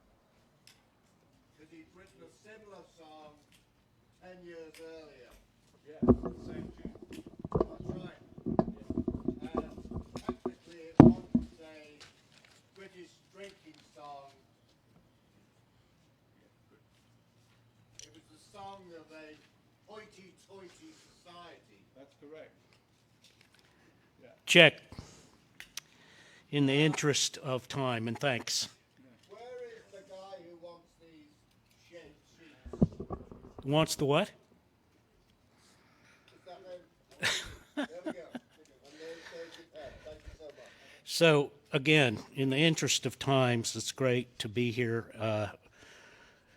Last time I read a poem on the Battle of Monocacy for Frederick, and I am going to spare you my poem on Gettysburg, my horror poem, A Portrait of Jeffrey Dahmer, and we'll just give you a parody of The Raven by J. Simon Harris. There are several parodies of The Raven. One is called The Polecat. And Abraham Lincoln commented, I have not read The Raven, but this Polecat poem is stinky. Actually, that's true. That's not you being critical, though. Here is The Drunken. I don't know why I didn't say The Drunkard.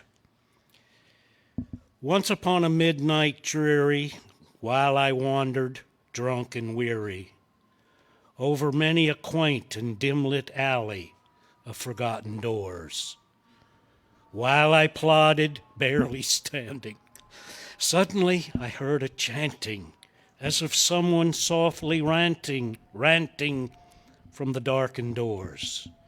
It's some other drunk, I muttered, chanting from the darkened doors. Only this and nothing more. That's the first stanza of 7 or 8. And I'm going to close with, oh no, please no. A short poem. I write shorter and shorter poems at 81. I can remember them. I can see more meaning in them, although they're still quite obscure. And a couple of nights ago, I woke up. Rarely do I get anything so good that I'll write it down, but occasionally I do. Sometimes I can remember my dreams in the morning, and they're usually frustrating. They're dreams about trying to find where I parked my car. And I finally realized I hadn't driven my car at the beginning of the dream. And there I am at the end, frustrated. Anyway, this was so positive. I had the thought I was channeling Oscar Hammerstein. And another thing, as I get older, the popular songs, Some Enchanted Evening, The Hills Are Alive, poems that are just stuff you like. Anyway, the lines I got were these, and I dedicated it to Kathy. Another day. Advertisement, war. But then there's you. Thanks. And now, Chris, we can go down the turnpike. Thanks, Dad. Rick Landers.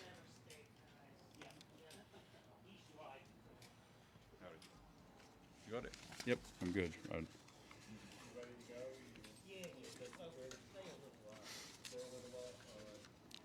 Oop. A couple of years ago, there was a contest. I don't see him. Hey, I was looking for my glasses last week. Actually, they were on me. So, okay, my name's Rick Landers, and I wrote a poem, and I did it pretty quick. There was a contest, and I found out about it the day of the contest, and so I wrote this poem about a robotic cat. And it turns out that now I'm writing a children's series about about the robotic cat and a girl named Tess. Oh. How'd you get there? There. So here's an illustration of the robotic cat as she is now. And her name is Digit, named after a cat that I rescued out of an 85 cat hoarding situation. So when she arrived, she wasn't alive, just a scattering of parts with a user's guide. I named her Digit and assembled her there by the stairs. And as she came together, nuts, bolts, software, and hairs, I began to love her. You might say that I cared. She was my Digit, my mechanical kit, brand new, soft and fluffy with an optional factory chip. It was stamped independent, a simple binary choice. She could not give a shit or she could come to my voice. I installed the thing. I had to snap it in place. And when I called her to me, she would just sit there stone-faced. I even threw her a ball to see if she'd fetch, but it was me in her sights that she wanted to catch. I fed her the oil that came in the box, plugged her in to recharge her, then watched her wrestle my socks. She grew wild and turned crazy, sometimes lashed out and sliced. So I took out that chip, thinking, I don't need these damn bites. Sorry. I thought then that she would love me. She'd be ever so nice. But then her wildness grew bolder, her cat as big as a house, with 9 lives to live and me as her mouse. I would run and she'd chase me around every turn. Her radical turns outmaneuvered, around every room. Her radical turns outmaneuvered my broom. Well, I could tell this was futile. I finally turned off her switch, put her back in the box. She must have more than one glitch. But soon I returned and slowly opened the lid. This wasn't my fault, it's not something I did. Still sitting in darkness, her vacant eyes clear. Then out from one socket came a digital tear. So now it's a 3-book series. Thank you. All right, this is actually a song that I wrote, and I'm going to dedicate this to to Alex over here. Okay. Oh, I see. Okay. How do I do that? Oh, okay, that works better. Thank you. Thank you. And to Rich Bagatelli. I got your name wrong, Rich. Battaglia. Okay. So I'm gonna have to move around chord structures and everything in this, but I'll try to get it through this pretty quick. It's a fairly long poem. It's called Leviathan. Back in 1848, a big white whale was killed after circumnavigating 100 different ships. But when they finally killed the white whale, and his name was Mocha Dick, named after Mocha Island, just off the coast of Chile, he had 19 harpoons in him. And some of the sailors' logs from that day suggested that he was actually trying to protect a female and her newborn calf. So, yes, about 10 years later, Moby Dick was written. So, if you could see behind these eyes, this is not some fairy tale about a man's mind lost at sea, outwitted by a great white whale. A harpoon's line twisted the frail, shattered leg above the knee. He found himself upon the waves. The bite was clean from that muscled knave. 100 throws, decades would pass. The ship would heave, men breathe their last. The great Leviathan would sound and breach that storied beast beyond their bloody reach. Sailing around Chilean sounds, their fears unsaid, ships forged ahead, and the sea turned red, filled their Yankee heads with dark dreams. He'd sound and breach their wails and woes. The captain pulled his 3-draw glass. The man aloft yelled, "There she blows." A lucky wind would fill their masts. 2 points on a weather bow, 3 were seen, 1 with a child, a newborn calf born just now, and the great white whale would stand his ground. He'd seen it all before, whaling boats in their frenzied speed, blooded oars swung high then deep. He'd plunge below and rise the beast. He'd weathered 19 blows, his 2 loved ones safely below, and a crimson tide foes traded blows.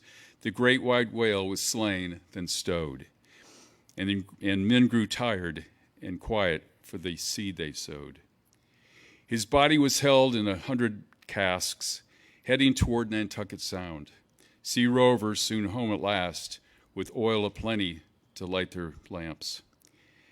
So if you could see behind these eyes, this was not some fairy tale about a man's mind lost at sea, outwitted by a great white whale.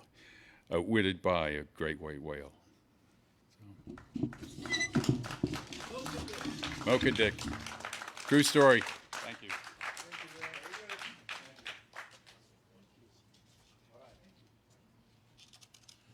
Next up is Nathan Blanchard. He was here a minute ago.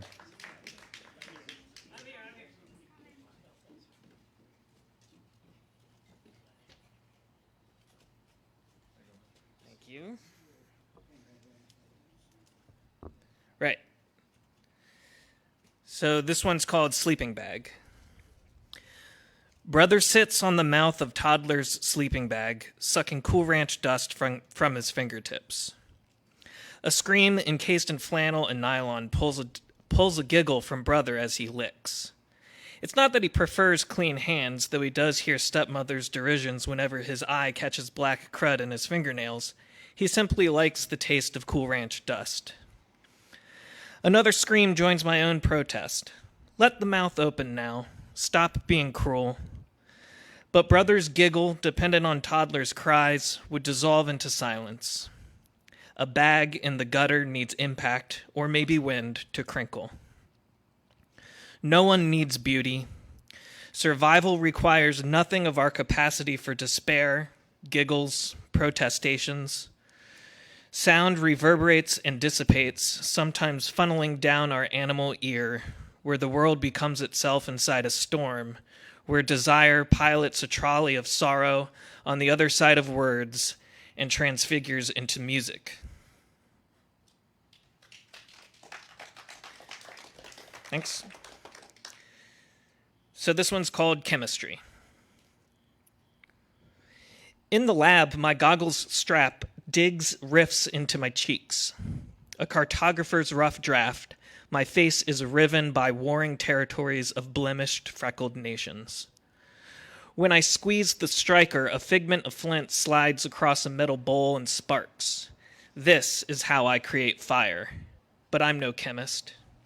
Because I dilly-dally like a day nap on a day bed with fluffy stuffing blossoming from rips and tears like, let's face it, woe strengthens nothing. Science signifies nothingness. But to be submerged into a beaker of acid pulls a person apart.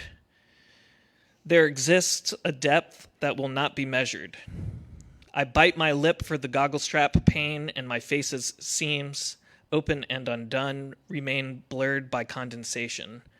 Particulate, compound, aluminum. Yep. This one's called Recycle Bin. Like the blue bins. Toddler shrieks and sobs that stepmother will not wake up. Toddler's fists punch an unmoving shoulder. I lift my sister and notice new weight. Shh, I say and pat her on the back. She's probably not dead. I lift stepmother's eyelid. The broken blood vessels form a crimson web. I push my fingers against her neck. Her skin is a used dish sponge. Later I will retch in the dew. I will claw the damp grass, rip it from the dirt, paste the blades to night clouds. I will watch our horrible planet swerve unceasingly into an inevitable night as megafauna sleep in the brambles. But now, toddler, arrested by a notion of death, learns something entirely different and true. Back in the oil-stained garage, the blue plastic bin with its cracked handle cradles a mound of bottles. I lift its heft and notice a familiar weight. I wonder, whose are these? The biggest one at the bottom still smells empty. A circle of arrows never ends. Turning on the corner down the street, a dump truck announces its arrival with a clatter.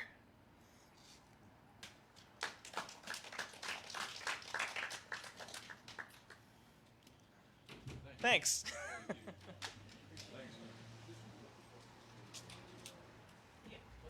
Next is Tiffany Santos.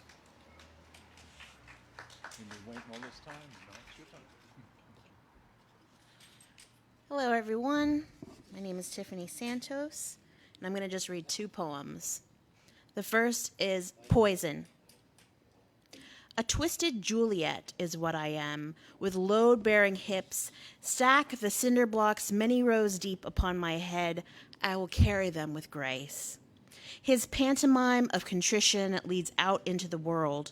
Father Capulet, a kindly man, they say, stains his tunic dried eggshell white. Who sees this apothecary's brew? These powders just hear how they glow with purpose. I lick them from his hands, yearning to be an Ophelia in the weeds of mourning. Cut my wrists for death as selling bargains. Catch the wine as it flows thick with silt. It is my only offering of life. The poison I drink daily doesn't faze him. The only truths found are these clinging close to my chest. Yes, this empty bowl is rough-hewed, was worn hard, uneven, but also smooth. Pour the wine, sip, but don't swallow too much. Thank you. And then the next one is entitled Jonah. I am a windless whale sheet sail, cast overboard, unfettered by beard or blue-stringed hem. I am a miner of words, pre-Nineveh glory days, hell-bent on my good work. I shall be what I shall be, the I am of my own story, picked and pulled apart by creative banshees, one lightning strike after the other. Hold my pride in the center of your palm. Roll it around on your tongue. Is it salty or sweet? Borderline bipolar, schizoaffective, delicious. 27 more flavors to go. But the nut house is full of syrup, and we're out of walnuts this morning. I could work as a butcher, whale meat piled up to the ceiling, but even figs make me nauseous. Dove that I am, Joppa hopper, Tarshish bound. This is the year I go crazy. The year I stop fighting, the year I die. I have no message of hope for you, only vague anxieties, shards of glass. They are the only commodities I trade in these days of attempting wellness. Down these catacomb steps I stumble, my torch setting alight my skirts, grins through the flames, lick my boots, kiss my ass, no free passes today. Viviers works out a rape on gold-leafed paper, and bloodied meat is all I can see. Thank you.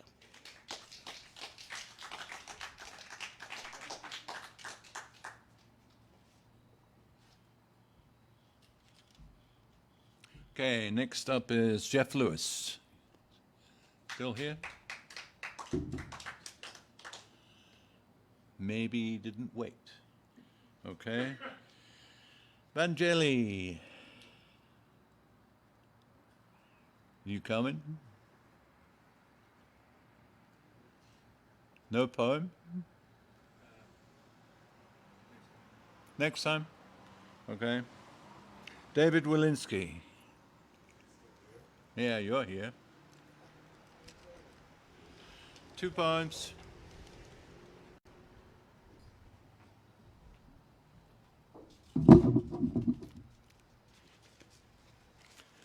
Ray. I met a kid with a shunt in his brain who could not see, who could not hear, who could complain but with groans and squeals and cranky appeals flailing his arms. He could, you see slightly. So you were a formless form somewhere where he heard something. You hear? So you were a near direction toward which he would flail, or sometimes, oh rare miracle, you were a humming face he could grasp and twist, his lapsed wrist then swimming in the singing air, your twisted nose then throbbing happily, so you could see Ray past the smart. And he, in that grasping moment, held at last, cared for, yet still unprepared to drop back into the wet. God only knows what planet he dwells on, warm, not quite alone, tenuously connected to you, your face, my arm, with his spastic limb, an unfathomable, possible brain.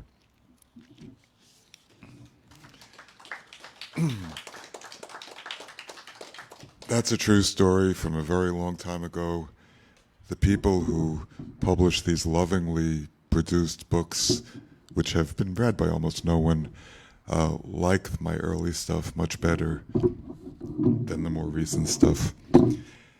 This is Fear and Fire, Poems in a Time of Two Plagues, which means it's all from the past few years. And because it's late and we're only sort of here, I'll just read you 2000, and remember it's 2017, so if you're trying to forget 2017, I don't apologize. 2017 Annual Report. New Year's Eve, it was happy hour at the Fig Bar. We watched the TV on the wall fall, or maybe drop the ball. Revelers revealed that they too dropped the ball. We as well. It was hell. The new president squealed. At the hotel, good old boys leaned from their gold balconies, took in the sights, trumped the gum. White houseboys tramped, trampled, dumped, butt bumped, blasted, got wasted. Know how the blood tasted? Cocktailers lounged and crooned. They had the president's ear and Van Gogh's ear. They grabbed everyone by their fear. Yes, cocktailed loungers hissed in your ear. It was a very, very good year. And yep, if anyone's still here, the books are out there for a few minutes anyway.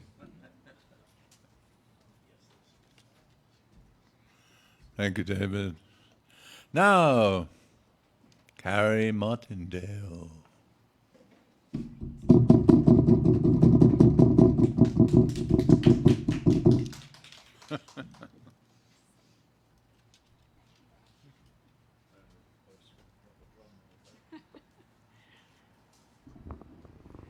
Okay, well, Monday was Indigenous Peoples Day, so the two I'll read are related. This first one, though, I wrote for, in May, there's a specific day of awareness that this was written for, and the title is #MMIW.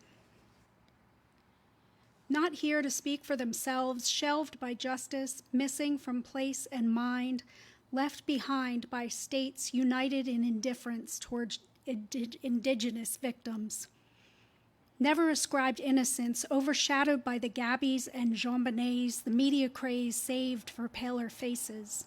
Until one day in May when we crammed towering piles of dusty old files into a 4-letter hashtag so easy to miss, shielding white eyes from the words murdered and indigenous. And the second one, thanks, is a spoken word piece called Cranberry Sauce, and it's written in the point of view of the colonizers. Every last Thursday of November, we ignore the embers of greed and wrath as we descendants of colonizers sit down to pass the dressing, thanking God for the blessing we receive for making natives believe our promises of treaties and fairness and peace after the Wampanoag took time to teach the settlers, meddlers, how to grow corn for our warm casseroles. Pass me the rolls, but don't mention my role in the oppression of indigenous lives. Grab your knives. Let's carve up the turkey, the forests, the plains, stuffing our bellies full of grains and land till our waistbands snap, and then we'll snatch up more servings because we're deserving of more cornbread, potatoes, and rivers of gravy. We love the flavor of power and whiteness. We know no one will fight us. Our team is ahead, our horn more than plenty, every one of our pockets lined with Mayflower money, made from measles and smallpox and native lives lost.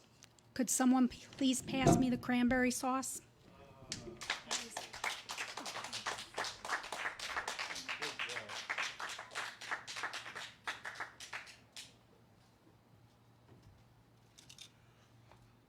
Next up, Mr. Ron Goad.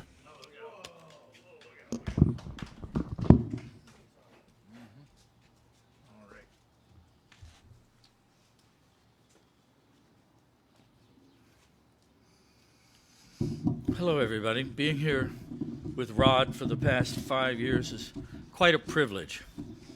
And I'm a bit of a loose cannon, and sometimes I read original poetry here. But here's something that took two people to write. One of them you know, and one of them you probably don't. I saw a ghost this afternoon with a hint of your perfume, and for a minute I thought I saw you standing by the Seine. I didn't know quite what to say. I saw you in Paris on a rainy day. You said we'd never see each other again. I gotta say, you're looking fine. For a ghost, the years have been kind. If you knew then what I know now, I'd have figured out a way to make it work somehow. Remember when I went to Spain? Traveling would ease the pain. Running bulls and having sangria by the sea. Time went by as time will do. I no longer thought that much about you. I figured you never thought about me. I gotta say, you're looking well. If you're a ghost, nobody could tell. If I knew then what I know now, I'd have figured out a way to make it work somehow. No, every minute, every hour, every day, these roads we chose only run one way. In my head, voices say, too long ago, too far away, I saw a ghost this afternoon, mostly minding my own business alone in my room.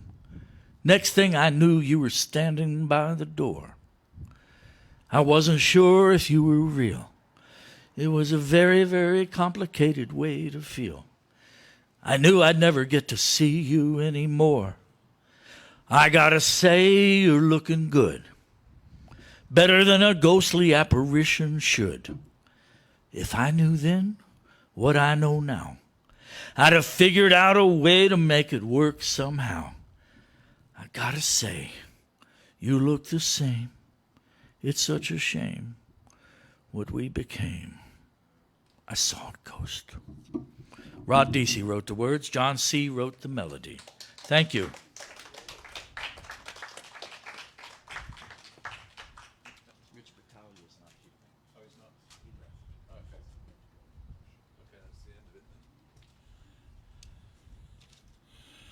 We've come to the end of the evening. There are no more people to read. So thank you for coming. I've had a good time. Please come again next year when it will be our 6th annual Beat Poetry Night.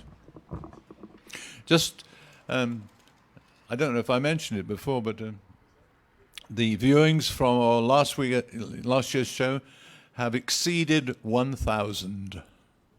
So it's the most popular poetry show in Frederick last year, and will be this year, I guess. Thanks to everybody.